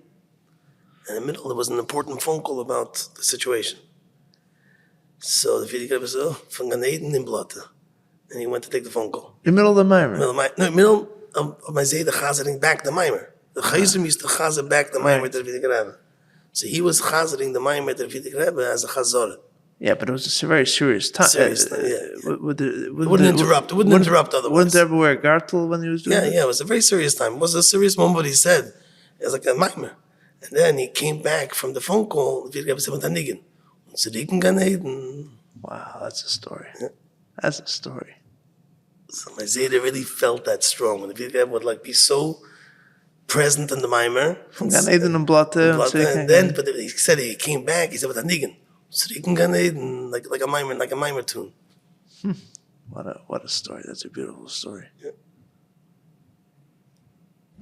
As we approach the 2-year mark of this podcast, Homesick for Lubavitch has become a household name in the Lubavitch community, with thousands of views each week on YouTube alone, as well as thousands more on the various podcast platforms. We have a devoted audience that listens regularly to the conversations and shares their thoughts with their families and communities. If you would like to sponsor an episode or advertise on one of our episodes, please reach out to Bensi at yuvlamedia.com. That's Bensi at Yuvla Media, YUVLA media.com. My Zayda in general over the years, from Tafshin Gimel, he, the Fabringens, his kids all went on shlichus, eventually, he started with some work, but eventually, went into as a Zachim, which was a devotion to shlichus in Russia. There was a chinuch over there of, chassidim forever. There's no question about it. The pride of his of Avremel and Beersheba and Detroit and Miami was, of course, this is the pride of the family. The shluchas. And my father, what he did as ashba, which was what the Rebbe wanted him to do, and eventually, he went into the shluchas and the sachim. So all these things was very ingrained by us from a very young age, and it was a geschmack, right? To be chassidim and to be part of this, and to us it was like the luckiest thing to be part of. I felt from a very young age, just so. Maybe Father gave me a little bit of that pride and that beniflinu, cinematography. And that it's a real gift that we have to have such clarity and to have a Rebbe and to be okay from that. Your father felt that way? Your father had that kind of feeling of closeness also? Because I remember hearing stories of your father being very he wrestled with a lot of a feeling of inadequacy. Or have you heard these stories? As a bacher, he would write to the Rebbe. I heard once a story. You tell me if you heard it from him or if I got it wrong. That he came to the Rebbe Sveikis, if he means it, and he's not even sure if he means if he's not sure if he means this question, if he means it or not, and the Rebbe told him move past these doubts. I don't remember. I mean, today everything is printed. All these letters that he has. I don't remember that area, but definitely questioning himself and doubting and Tanmer was always a Kabbalah sale, right? Bitteldike approach that he had that was shining in him, of course. And to me, I was proud of it. My father was a Bitteldike pride. But I'm saying, did he have that? You're talking about a very positive feeling, right? He's talking. Do you feel that he had that same kind of sense of kiruv or was more like an aim of a pachad? Yeah, a good question. And I don't know how to answer that because I wasn't deep into his Aveda. But what he conveyed to us was that every, restriction that we have is because we want our Aveda to be pure. And if at the table he didn't like my mother asking me if something tasted good because my asked Mama didn't the Meibishn was a real thing to him, and he really wanted to convey that to me and to all the kids that we're here for one reason only, and it's Aveda. Everything is our whole life is Aveda, and not that he's not happy with that. He's appreciating every second that he has that Aveda, but that was it. Life is Aveda, serving the Eibishter, giving your goof something, being into it and being excited about it is a shame. Why have that? And any moment I have, you would think maybe every moment he had, he would go on Yudagab and you'd put on tefillin with people. We had people coming to our house that always needed kiruv. The stories that I was always around was he was worried when somebody needed his help. He would stop everything he needed to give the money he doesn't have, and the feeling the need of doing something in Aveda, whether it's Mekar of another Yid, Mekar of a Bacher, or being more Oived Hashem in his own way. But I think that ultimately that brought him to the greatest, I don't want to say fulfillment because he was bitteldik, but the greatest, confidence that this is what's needed and this is what's negeya. So it wasn't it was a freiliche chossid. He loves going to the Mendelfeld was verbringen. When Mendelfeld was in the town, I would go with him all the time, and he would sit there and would listen till the end. He would listen to Rabbi Pliskin. He would listen to people verbringen that were. He had a good time. He enjoyed doing that. He loved verbringen. He loved the verbringen. And when he argued with people that came to his house asking questions. See, he wasn't a sad Tzabrochen Jew. Not at all. Not at all. So sameach bechalke in every way. Right. In every way. Nah. The Eved Hashem, but he was sameach bechalke what he had. He darf gar nicht. Was darf ich das? Every time I told him to buy a new hat, to buy something, he's like, darf es nicht. Like he didn't like the attention to it, and he really lived his life of being able to Hashem. So again, it's confidence. It's simcha by a fabring. We sit by a fabring. We sit by a Shabbos table. He's shining at a Shabbos table. We all sat there. We never left. There was always kedusha only spoken. There's no talking gossip. What's going on in Crown Heights at our table ever? It's a sicha. It's a Chabad Amaisa from Rebbe. There's only a conversation about positivity. You're like an oasis of Avodas Hashem, and we looked at him with awe, and he loved it for sure. And we all looked at it in awe and respected it, and felt lucky that we're part of such an environment. How do you translate that? I mean, maybe I'll put you on the spot with this question. How do you translate that into a world of shlichus where sof kol sof you're forced to, you build a beautiful Chabad house. The definition of the job is that you have to worry about gashmias a lot more. I mean, you can't get away with the pure ruchnius. I mean, I don't think you can.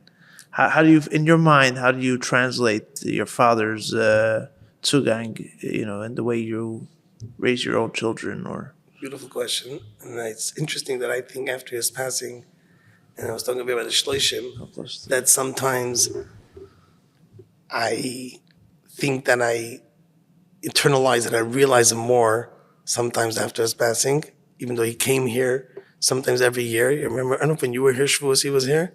No, I don't think so. I remember from all the time. He was here many times. I'm saying he came to our Chabad house many times. I don't think I remember. And he used to come for a bris, or he used to come for a Shavuos sometimes. Maybe. He's here at least 10 times or 7 times. So he come to visit you. Come to visit, stay here, and he pushed it, enjoyed it. He loved coming here. It's so much nachas from our Chabad. Every report I used to give him, our makar of people. He loved seeing this. He loved seeing this grow. But he didn't relate to the building. He wouldn't relate to the building here. And what are you doing? Like, he wouldn't relate to it. I remember that time I took him for a tour, and Rabbi Josh Gordon was one of his close mushpoim. So I wanted to be... Josh Gordon was close with him? Yes. He felt that he owes a lot to my father. They kept up a connection? He just told me that he owes a lot to him in the hashpah years before his marriage. So I took him to see Rabbi Josh Gordon, showed him a few Chabad houses in the valley. He says, "No, Rabbi Yizagapes." He says, "Look at these buildings." He was very upset. He said, "Was der Rebbe gesagt, dass Binyan nicht gemeint euch?" He said, "Ich verstehe nicht die Sache. I don't understand it." I get excited seeing it front film and seeing it verbringen and seeing kind of people. Josh was showing him empty buildings. It was on a Sunday afternoon. And he said, "It doesn't talk to me." So you think he was mavadlit, or just he was mavadlit? He said, "I'm telling you the truth." Right, it's not his life. It's not what takes me. I don't get the bigger building, smaller building. I don't get it. Yeah. I get, hearing stories about neshamas. Right. So if he would know that we have a beautiful mikveh here and women are going to mikveh who never went, to mikveh in their life, It would blow his blow his mind. mind. He Right. would hear it and he would his face would light up for like wow. Told me he put on film. I caught a guy outside. He put on film his life, and I brought him in here. I needed a 10th man, and the person said, and the whole story happens to him. He would repeat the stories again and again. My son told me. A guy walked in. Right. The stories he would cherish. If I would tell him the building is worth $10 million, and we invested $4 million to build it, and marble in the mikveh, and the marble in the mikveh, and the marble all over, he wouldn't even. He wouldn't relate to it. He says, I don't relate to it. Doesn't talk to me. So what it did to me was to value, important things over Gashmis, to make sure that I don't lose focus, that in our shlichus, that when we talk with people and when we administer and when we deal with the bank and when we deal with the Alabatim and when you deal with the building and the construction and things like that, don't lose sight. That's not what it's about. Right. And you get cringe, like it's pastish to get all excited about too many things. Because the Rebbe's amazing, we're part about the Rebbe's amazing. But it's a pastish to that the Shabbos afternoon we had, the buffet that was over here is on. It bothered him. And no, not that it bothered him. And we didn't talk. He was here by the bar mitzvah of my son. It was very nice catered. He was holding a spall and a lot of things that happened. But the conversation can't be about the course meals that's going on, and the pastrami was our pastrami, and it was the best one. Uh-huh. To have that conversation with him is like talking to him about something which is ekkeldik. Oh, this guy looks like a monkey. He's so beautiful. It would be a conversation that's a non-starter to him. Right. So you can't start even about the pella of the gashmis of it. The starting has to be right away. That he learned Tanya, and he wants to hear Nacha Perik Tanya. We can learn Pirkei Avos with him. So this is his story. Talk to him about people and their stories. That's what he will live. And that's what just gave me a litmus test of what's to value and how much lichus. Don't get caught up with the Gashmis. I think it did a lot to me. Yeah. No, I mean, it doesn't seem like you're too bothered by the question, but my point was not to put you on the spot. I thought about it a lot. You're right. It's a general question of how things evolve over time into generations, right? Your father grew up in a different world. He grew up in Tashkent or Samarkand, wherever it was, and then Paris, Kharkov. Then he went to. But during the war, they must have. Samarkand. He was in a city near Samarkand for a year called Ferganan. And then he was in Samarkand for a year. Then he was in Poking, and then 3 years. It's a different world. It's a different world. He grew up surrounded by different chassidim. He also did. Sol Nevla. Right, you're right. And he grew up with my Zayda. I idolized Sol Nevla. He grew up with my Zayda. Yeah. They were chavrusas in yeshiva. I heard a lot of stories about Yisrael Nevler. But they grew up in a different world. And then your father stayed in the world of yeshivas. And so it's not a question of like are you as big a chassid as him? It's more inevitably, even if you were, you would have to translate his ideals into a different kind of shape because even like he's saying, it's not even like he's not downplaying what you're talking about. It's not his world. If he had to do what you're doing, he would also have to figure it out, right? So it's an interesting question of it's not going to look the same as his world, but you're still trying to translate it. Not just translate it. So also, I don't know if Rabbi Wahlberg once asked me when I came to the Kinnos a few years after I was here, and he's like, not trying to put me in a spot, but you have your house, you have your gardener comes once a week, and you have the garden is mowed and it's clean and the trash is picked up and all it's a shame. Where do you feel more at home? In your house in Los Feliz, or do you feel more at home in your house in Kingston Avenue? That's what Rabbi Wahlberg asked you. Yeah. He was here. No, and he was by a Kinnos Fabring, a Kinnos Shluchim. Where do you feel more at home? Right. And that's the answer I could answer till today, 27 years later. Where do you feel more at home? Right, it's in my mother's house. Mamish. Second I come back there, I'm something very real to me. It's like what a home, the Ernstkeit, the years of education, the years of being next to the Rebbe, the years of, in other words, what's real to you as a home? Real meaning like, what do you feel so comfortable about? I'm very comfortable with that world. But your kids are going to, your kids are going to feel like this is their home. Of course. Right. So, so it's the same thing ultimately. Yeah. Right. So we're all building. I'm not saying that my kids won't feel this is their home once they have a new home the same way. You don't think so?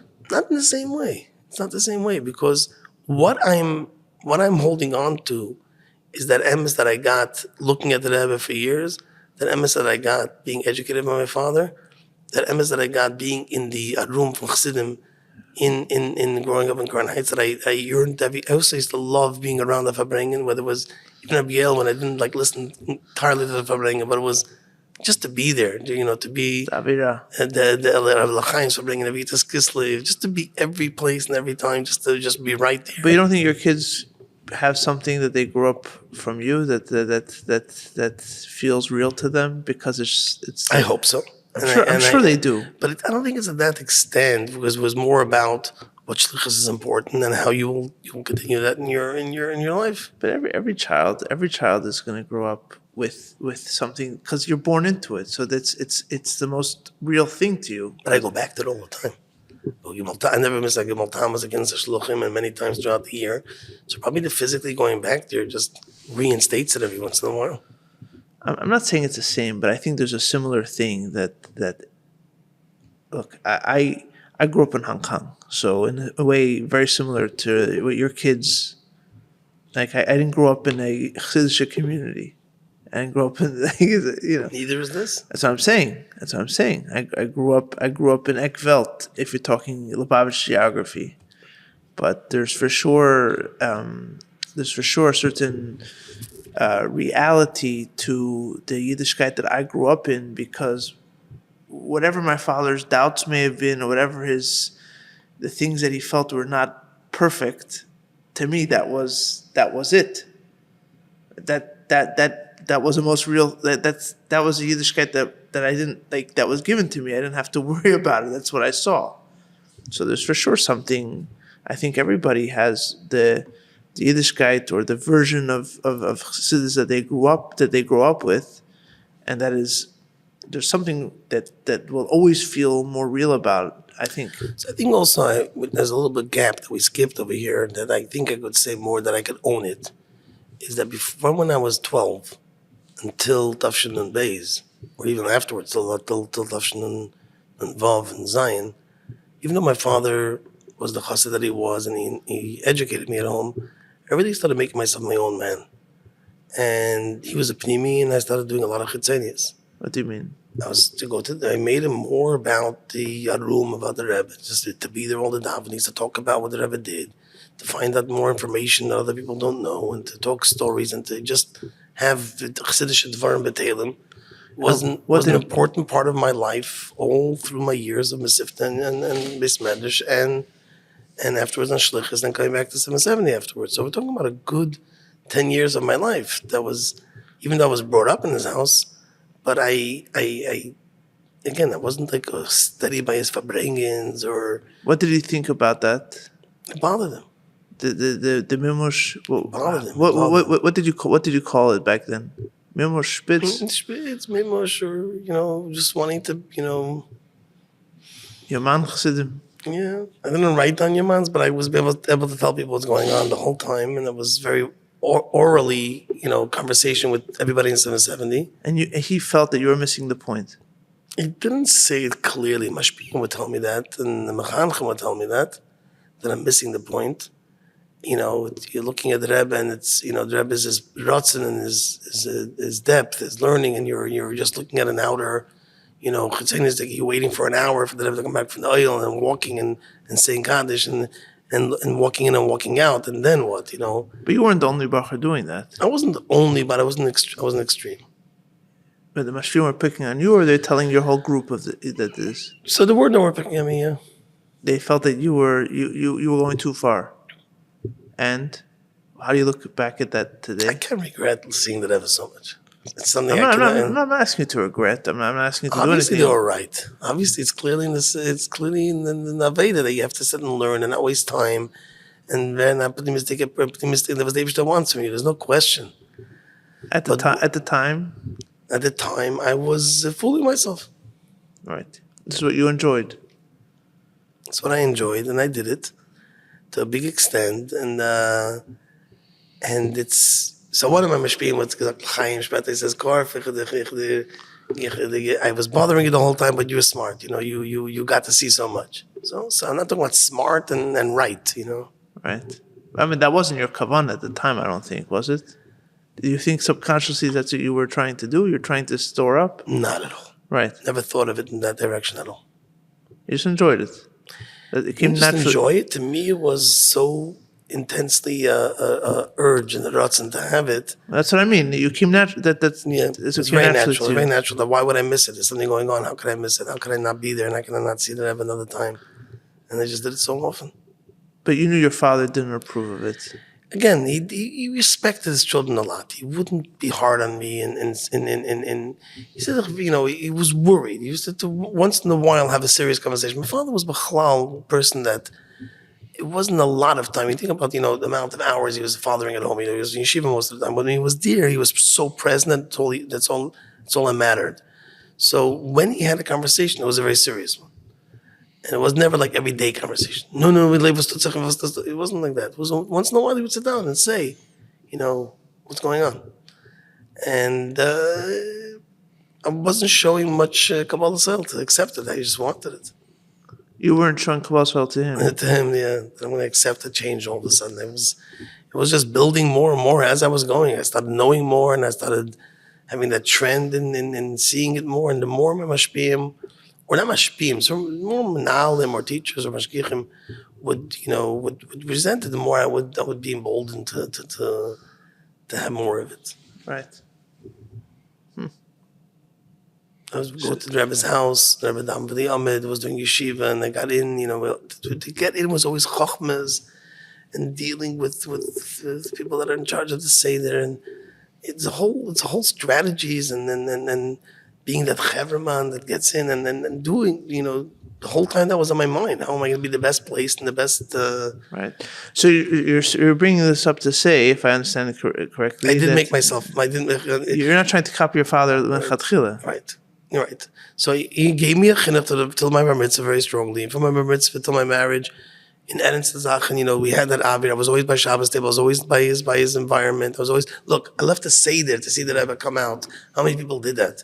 See the Rebbe come out in front of 770. When the Rebbe did the Seder in front of 770, there were einzigen. Tell me what you're talking about. And the Rebbe would do his Seder in his office after Tavshin Memches. Oh, after the Rebbe passed away. Yeah. That's where he did the Seder by himself? Yeah. In his office? Yeah. Because he's saying after the year that he lived in his house. Yeah. So Memtes. Yeah. But also Pesach was in 770, even Memches. Right after the Rebbe passed away. Yeah, from Memches no, the Rebbe was in 770. On Yom Tov. Yeah. Didn't he during the week live at home? During the week, yes, but not Shabbos and Yom Tov can't 770. Yeah, always. And he did a Seder by himself. First of all, not Shabbos and Yom Tov wasn't always. The first three Shabbos, first Shabbos was the middle of the Shiva was Shabbos of Barchim. But then the other 2 or 3 afterwards, the Rebbe davened at home. The first Shabbos, I really wanted to see the Rebbe, and we couldn't get in, and they only let a minion in. They let people, but you couldn't pack the house. Right. I didn't get in, and for some reason they were nice that time. They left the window shade open where the Rebbe was standing at Avening.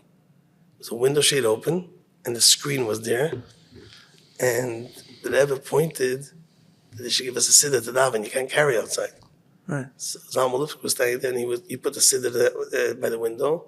He was turning every page for us, standing right in the Rebbe and davening. It's a little story. On Shabbos. Hey, at this point, you're already a bar mitzvah bacher. For a few years. Yes, for sure. 16 years old. So, no? I was bar mitzvah memhei. This is the beginning of memches. So mem zayin, I'm 14. Memches, I'm 15. Mm-hmm. So, you were saying that. You were saying that the Rebbe would be by the Seder in 770. So the Rebbe would come out to Shvei Chamascha. That's it. So he would just make a Seder all by himself. Yeah. There's no one with him. No mosquitoes. No nothing. Nothing. No mashbak. No nothing. Nothing. A bachrim outside in the hallway, always. How long did the Seder take? Was it very quick? Not too long, because I remember I would go the end of the Agada. I would do Beir Agafen. And my Seder was by my Seder, and the whole, questioned the validity of leaving a Seder in the middle, but I had a heter from Eirav, and I went out. But you did the Seder with your parents and your my grandfather? parents and my grandfather, On Kingston Avenue? Yeah, and I ran out to go see the shliach HaMazal, and I came back. The Rebbe would come out shliach HaMazal because you're supposed to open the door. I would come out with the licht in his hand and do shliach HaMazal. And he walked back into his room. But if there was something to see, I wanted to be there. I mean, maybe this is something that's supposed to remain private, but and this in many ways was like unprecedented in Lubavitch history. A Rebbe who's mamish like alone. It didn't exist before. I don't know if he needed us. No, forget other chassidim. There was no. The Rebbe Shab had the Fidik Rebbe. The Fidik Rebbe had the Rebbe. He also, the Fidik Rebbe had his wife. Like, it was the first. So the only reason why these conversations I usually move away from, not because I don't think there's a gashmistic reality that we should be sensitive to and be, which I always felt to think that way when the Rebbe's gesund was needed or anything was needed to feel to the Rebbe as you would to someone you love. But for some reason, that element of the Rebbe wanting to be in his own place rather than who does he need next to him was maybe something which is a little bit above not my pay grade, but my even understanding of like what the uncomfortability of it is, or no, that's not my angle. My angle is not wondering why the Rebbe didn't want chassidim to come do the Seder with him. It's more just an observation that reality. It's an observation because it's a very intense kind of. We were talking earlier. We started off talking about the burden that Rebbe carries. I don't know if there's a more intense burden than there's no one besides me. There's no one after me. There's no one besides me. Like, it's just me. Maybe look. There's no question that I'm swimming in deep waters here. I'm way above my pay grade. But these are things that they're also facts. It's not like I'm making stuff up. Like, it's fact. It's been testified to that when the Rebbe passed away, during the Shiva was when the Rebbe wrote a tzava. I'm not even going into who was on the tzava, who wasn't on the tzava, and the machlekes and all this. I'm not even talking about that. But I don't think anybody argues that the Rebbe called a lawyer in during the Shiva. It's not a secret. Right, but during the Shiva, he called in a lawyer and asked if it was appropriate time. And, again, I'm sure there are madrigas to it, and I'm not... But to me, there's also a pashut thing here that suddenly the Rebbe, as long as the Rebbetzin was here, if anything happens to the Rebbe, there's the Rebbetzin, and when the Rebbetzin is not here anymore, then that's it. Like, if there's no tzava, then there's no one. There's no obvious after. So my point is only. I'm not trying to push you. My point is only that there's something so intense about that. When I never heard this that the Rebbe did a Seder by himself.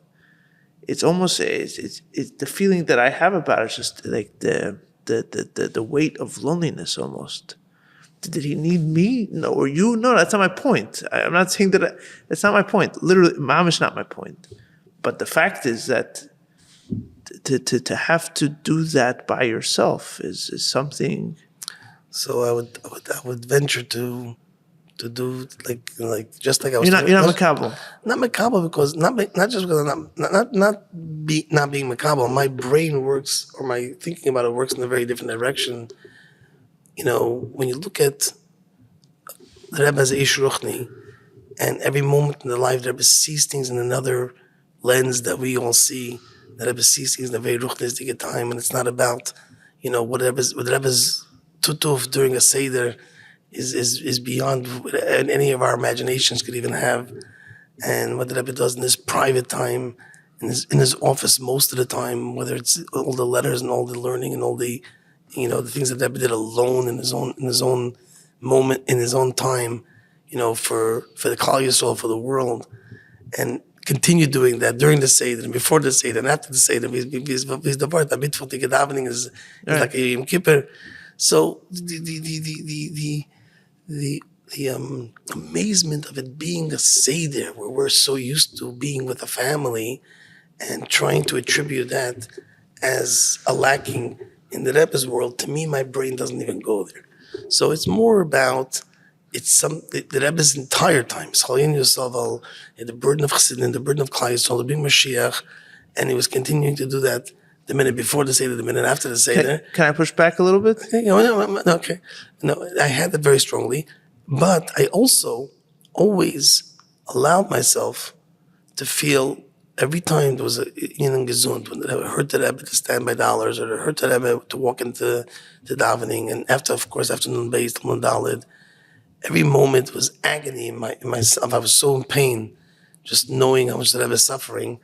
That yes, when it's physical suffering, I go standing at the oil that year Tashmevav, or anytime standing at the oil for hours and fasting and doing so much personal tsar for us. Of course, there's I feel it so strongly, but the analyzation of the loneliness, I don't even think that direction. So can I push back a little bit? I'm not arguing. There's nothing to argue about. But the thing because I had this similar discussion with another person on the podcast. But I understand what you're saying. It's an obvious svara. You're talking about a person who's mashich me'elamayla. So you're going to start talking about loneliness and feelings that you think you understand about yourself, and you're going to ascribe that and project it onto you're missing. You can't make those kind of comparisons. Okay, I hear the svara, but even in our own conversation, we were talking earlier about the Rebbe davening in his room and putting it on top of the tzedlach, and there we do think we have a gefil for it. The fact that the Rebbe wants to daven for our tefillas is I'm thankful. I'm in awe of the fact that the Rebbe is davening. But we don't say that we don't understand what's going on there, and we do have a feeling. That aspect we appreciate and feel. So why can we appreciate? Why can we appreciate this too? Why can we appreciate care? Why can we appreciate caring and not loneliness? That's my question. But that's a reverse thing of me thinking that I know what he's lacking. The Rebbe sees things and wanted us to see things. I just gave you an example about a chossid of my father. He couldn't understand why you would care about a taste or about something. The world, is in a different preview, a different lens. The Rebbe is Elef Alpha Elofim, it's the Rebbe, the Tzaddik, not talking about the Rebbe, Tzaddik at Nasi Ader. He looks in every moment of his life in a very different, necessity than the fact that the rest of the world, who doesn't begin to understand what Kaddish and Urchas and Karpas is, and the Haggadah, are doing it with the Zevach Mishpacha, and the Rebbe is not doing it with someone else next to him. It doesn't enter my mind. But chassidim did notice by Chof B'Shvat that the Rebbe was very sad. Of course. Right. So it's not like. So why are we allowed to talk about that? I'm not saying that to talk about it. I'm just saying that. I'm saying why the discomfort? Why do we feel that? Why do we feel that we can say that the Rebbe was very pained by the passing of the Rebbetzin, but then we can't say that he was lonely by the Seder? Lonely without the Rebbetzin, yeah. No, just the fact that he was alone. He was not the Rebbetzin. He was by himself. I think you think that I think if I was there it would be better. I'm not saying that. I'm not saying that, but yeah. You know what?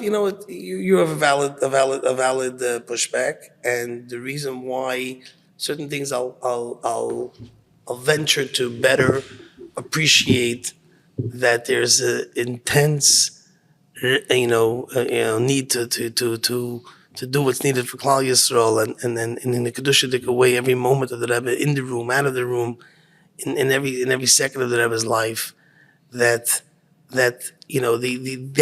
particular aspect of a Seder is not what my But I don't know if we have to go back and forth on it because No, I we don't respect have to- what we you, don't I have to go respect back what to you're this. saying. I respect what you're saying. I'm just saying that there's certain areas that we never had in our conversation a imagination of a Seder being different for the Rebbe that would be better for the Rebbe. It's like we don't even think of that conversation. The Rebbe I'm not talking lived specifically in about another Seder. world. I'm not talking specifically about the Seder. I'm just you brought up the Seder, so that to me is an evocative example. I'm talking about just in general the last few years, especially. But really, it was really in many ways it was before, because the Rebbe had the Rebbetzin, but he didn't have a successor. I mean, you see what the Rebbe meant to the Frierdiker Rebbe. The way the Frierdiker Rebbe spoke about having the Rebbe by him, and the kind of the famous stories, especially in the Rishimis, about the light in the room, and how the Frierdiker Rebbe had a terrifying chazon in the middle of the night, and then he found, then there was what was it? His father told him there's a light in your house, and he found the Rebbe, and it reassured him. And you see how the Rebbe Rashab relied on the Frierdiker Rebbe, and so many times. I mean, these are things that they shared with us. It's not speculation. These are things that they said and they shared. Who did the Rebbe have? He didn't have. And it's just, I'm not saying it. I'm not saying. I mean, what am I saying? I'm saying I just think, to me, I see, just like to reinforce the original thing that I was talking about, the weight that, to me, I appreciate the weight of carrying that alone. Do I understand what that means? No, but I can see that it was there. Let's shift away from the same this. way I don't understand what it means. I don't understand what it means to hear the Tzaras of Eden. I don't understand what that means, but I know it's there. Let's shift away from that for a second, and just to say, the Rebbe decided to be in those Dal Namas only, 24 hours a day. To me, that Which Dal Namas? in his room, he didn't go home to After the Rebbetzin. Yeah, in other words, after he moved into the room, Right. and that was it. To me, that was more of the Rebbe is depriving himself of whatever gashmistic benefits of living in a house. Every human being wants to live in a house, and the Rebbe's whatever gashmistic away the Rebbetzins house and the Rebbe's house, whatever that brings. So obviously, when you're saying having company at a Seder, to me it didn't tickle me, but to be in the same Dal Namas by day and by night in that one room with not much of his needs that he would walk around to get, that bothered me a lot. It did bother you. Yes, a lot. You bothered you because you felt that It was depriving himself of physical needs, because whatever Rebbe felt that he was being, needed to be in 770 in that room, or every moment and every minute till he's bringing the gola. So to begin to wrap this topic up, many ways those years are seen as very getliche years, right? Especially the sichos of those years, and just the general, it's a very different kufa for sure. However you want to describe it, and one group will describe it one way, another group will describe it another way, but everyone is going to acknowledge that it was a very different and unique kufa in the Rebbe's Nesiyas. But what you're very, but Kulam Amaidi usually, that it was like a Dehebina kind of like, and what you're talking about is the other side of it, that there was something very painful underneath all of it. And you felt that at the time. I felt it at the time when there was long chalukas. I felt it at the time when the Rebbe went to the oil and came back. I remember one study with Yankel Hecht. Next to when the Rebbe came back from the oil, it's earlier, he passed away in the mid-mems. And when he saw the Rebbe, you couldn't look at the Rebbe coming back, hunched in from the oil. It's like a painter to look at the Rebbe come back from the oil. So I'm achas kam later years, and the Rebbe came back from the oil. It was always hard to see that the Rebbe, in my mind then, was pushing himself b'gashmias, for Klal Yisrael, like we said in the beginning of this podcast, burdening himself in a way that, we need to do another chalukah, another mefit, another air has to come out, another push for the chassidim, and it's so negev to bring the Shechina Dalamata. I mean, it's such it complicates the whole. It was very complicated. At the time, people felt that. I felt it. People felt that. I felt. And I had conversations with people about it. And the conversation, I mean, the conversation was what? That the Rebbe is exhausted? That The Rebbe is pushing more than, like, when we heard someone asking the Rebbe to sit down when he watched this, everybody mentioned Luvanescu by the Sukkah, you're talking about Nun Beis. in Bays, or when Yankelech. You were there at the... Sure, I mean, I went by and I did a bracha from the Rebbe. What was your feel? Because someone discussed it. What was that? That was Remember I told you I never had my voice in front of the Rebbe, that was my only time. You said a bracha. I said two brachas, it was shliach also. It was the first day. First day. Because it was the first time I mean, not that I'm a big Yaman person, but that I know these kinds of things. But someone told me on the podcast, Rabbi Leibel Korf I think he was there I don't think he was bar mitzvah yet, so I think he just watched. But it went to like 3 or 4 in the afternoon, right? Davening was 2:30, I think, or 3. Right. Shachris. It went for hours. Yeah. They would have michvah that was done. And he said that people at the time realized something was up. I didn't think in those terms. I never thought in those terms. You didn't feel it, but did you feel? You thought it was just a regular. After Nadal, I translated it differently. But at the time, you didn't. It wasn't because apparently the Rebbe's face was very serious. So to me, it was the Rebbe's. Every time there was an extra chalukah after Ayel or something, to me it was the Rebbe's pushing above his own keiches for us, for chassidim, for Klal Yisrael, and doing another thing that's negeya. So for me, it always looked like the Rebbe's doing a chiddush. Another ruchnistic thing is needed, and the Rebbe's going to hear everybody's brachas and with them, with the tzechuf. The Rebbe Bechlal said by dollars once that tzveiden treffen sich one person wants to see Pashat everybody, the other one comes to ask for bracha, and the third one should benefit from it. So the Rebbe wants to see the chassidim, that's for sure. And the Rebbe is going to, not every chassid won every time to dollars. And the Rebbe, not every chassid every time said l'chaim for bringing. Or whatever there was that the Rebbe wanted to see the chassidim. And to me was to uplift us, the Rebbe wanted to see us and hear us and say amen to us. That was translated very differently after Chazai Nadar or after mainly after Gimel Tammuz. Yeah, very interesting. The only time I remember the Rebbe looking at someone saying goodbye, we're not going to see each other ever again. Your family's from Philadelphia. Rabbi Yalis used to come to the Rebbe every year on Pesach. He used to come to the Rebbe Chol HaMoed Pesach. He used to daven in the front with the big atura. Yeah. And they used to call him up for koyin. He was a koyin. Made the bracha. I say they used to bring a matzah every year of Pesach. Yeah. So he used to come on Pesach, Chol HaMoed, first day Chol HaMoed. He used to go up with the Rebbe in the elevator. No one ever did that. And he used to have yichidus. And then he used to walk out. He used to baklate him. He used to go to Maskiris and go. And the last year that he was alive, he came without coming downstairs. He didn't have keiches. And when he walked out of Gnei Tachten, the Rebbe asked him, "Did you bring a benkel for him?" He brought a chair from Maskiris. He sat down next to the car's sign. And the Rebbe started the samachta. And the Rebbe standing, he's sitting, the Rebbe is being sameach him. And then the Rebbe shows that he should go. That whoever's helping him, he should go. And the Rebbe walked out to the front. I ended up right next to the Rebbe by the doorway of 770. And the Rebbe Pashat said goodbye. In no one's imagination, it wasn't that the Rebbe was just saying goodbye to someone.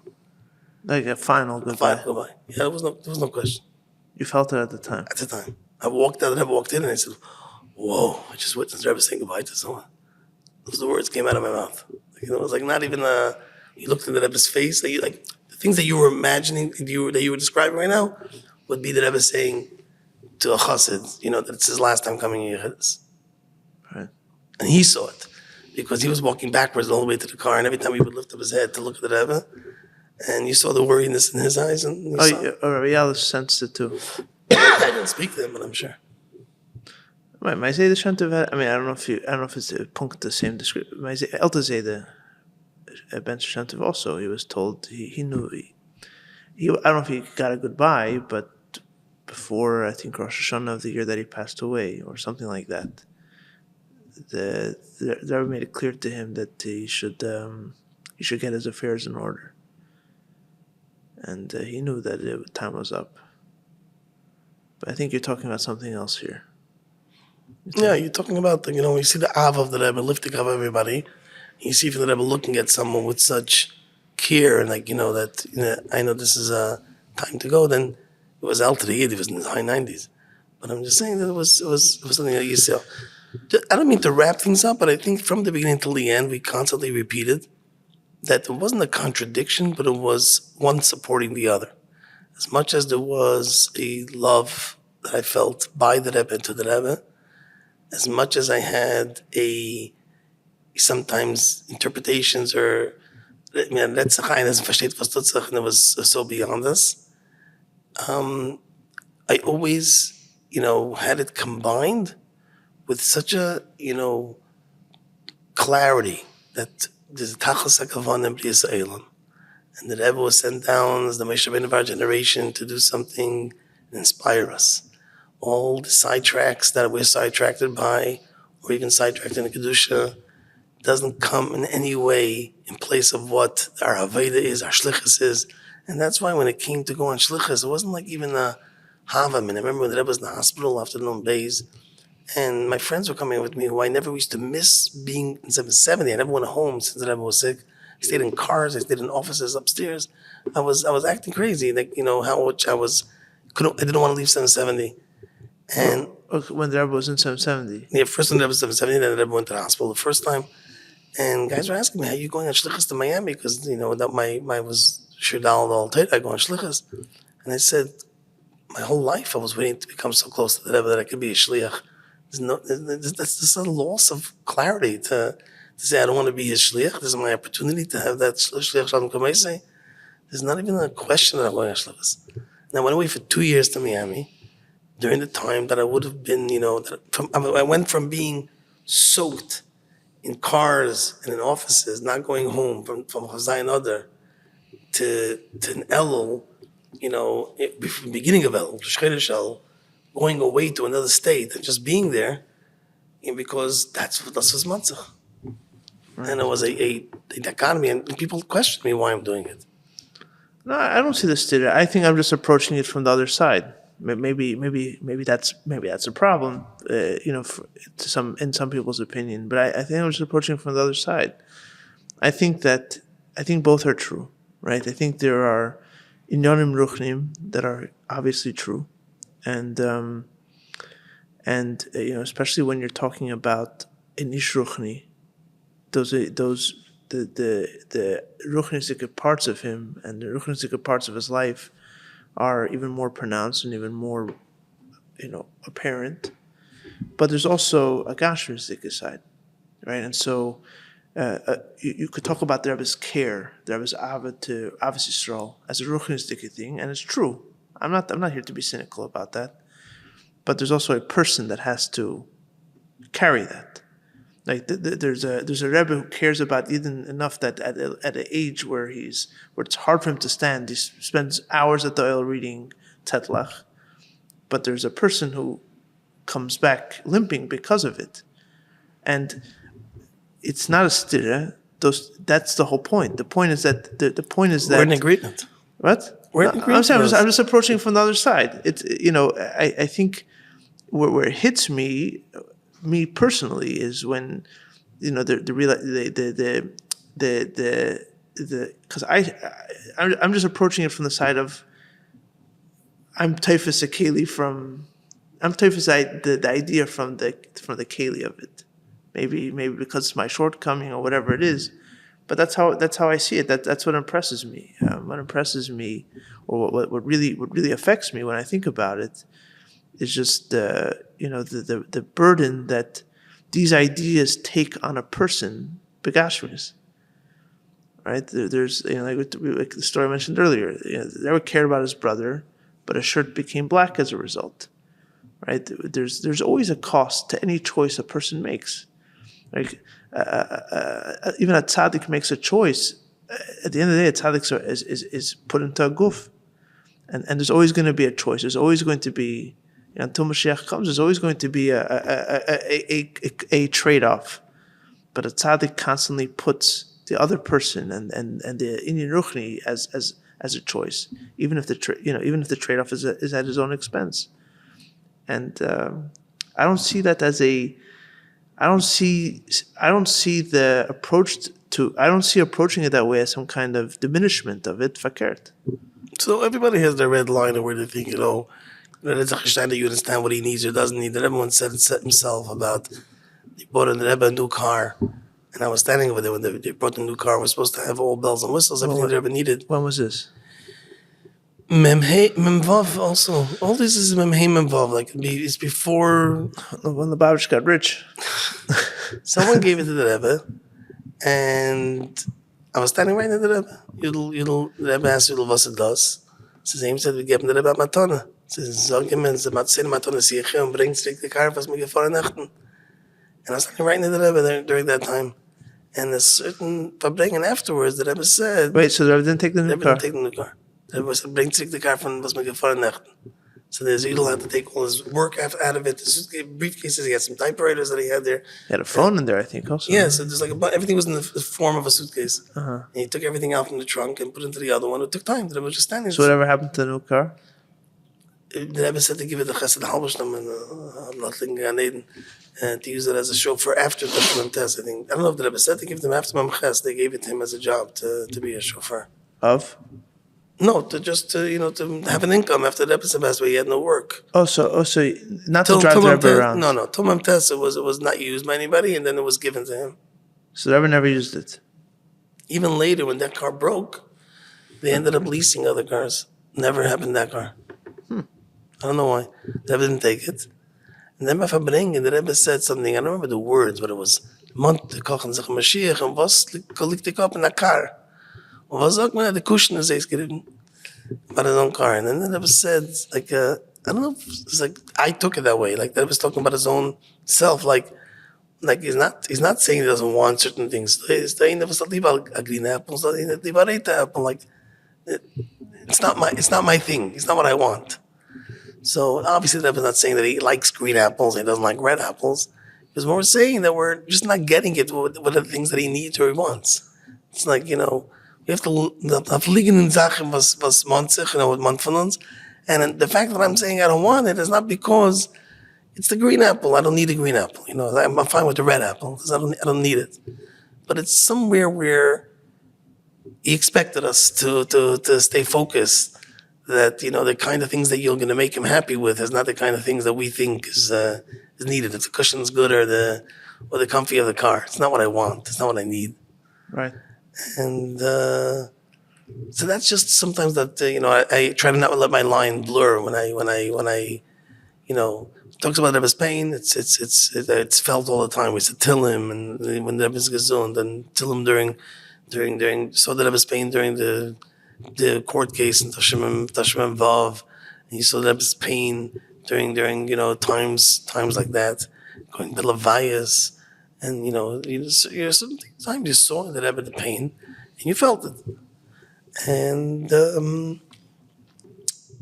it's we were blessed to have that. Both Mesitra Da, Yehoyasov lifted Hashem at the volcano, where there was another Simchas Torah, another Rosh Hashanah, another Tkiyas, another dollars, another bracha, another upliftment, and then we just took it to another place. Beautiful. Thank you. Thank you very much, Reb Leibel. It's been a real pleasure. All right. And so this is the Rebbe's place. This is the Rebbe's shul.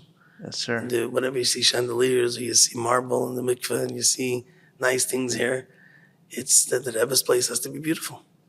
I think your father today, he understands. He said he understands, but he said it doesn't talk to him. I think it talks to him today. We'll never know, but we'll know one day. All right. Shukr. The music for this podcast comes from the album Repentant Doors by Oren Sor Nadav Bachar and is used with their permission.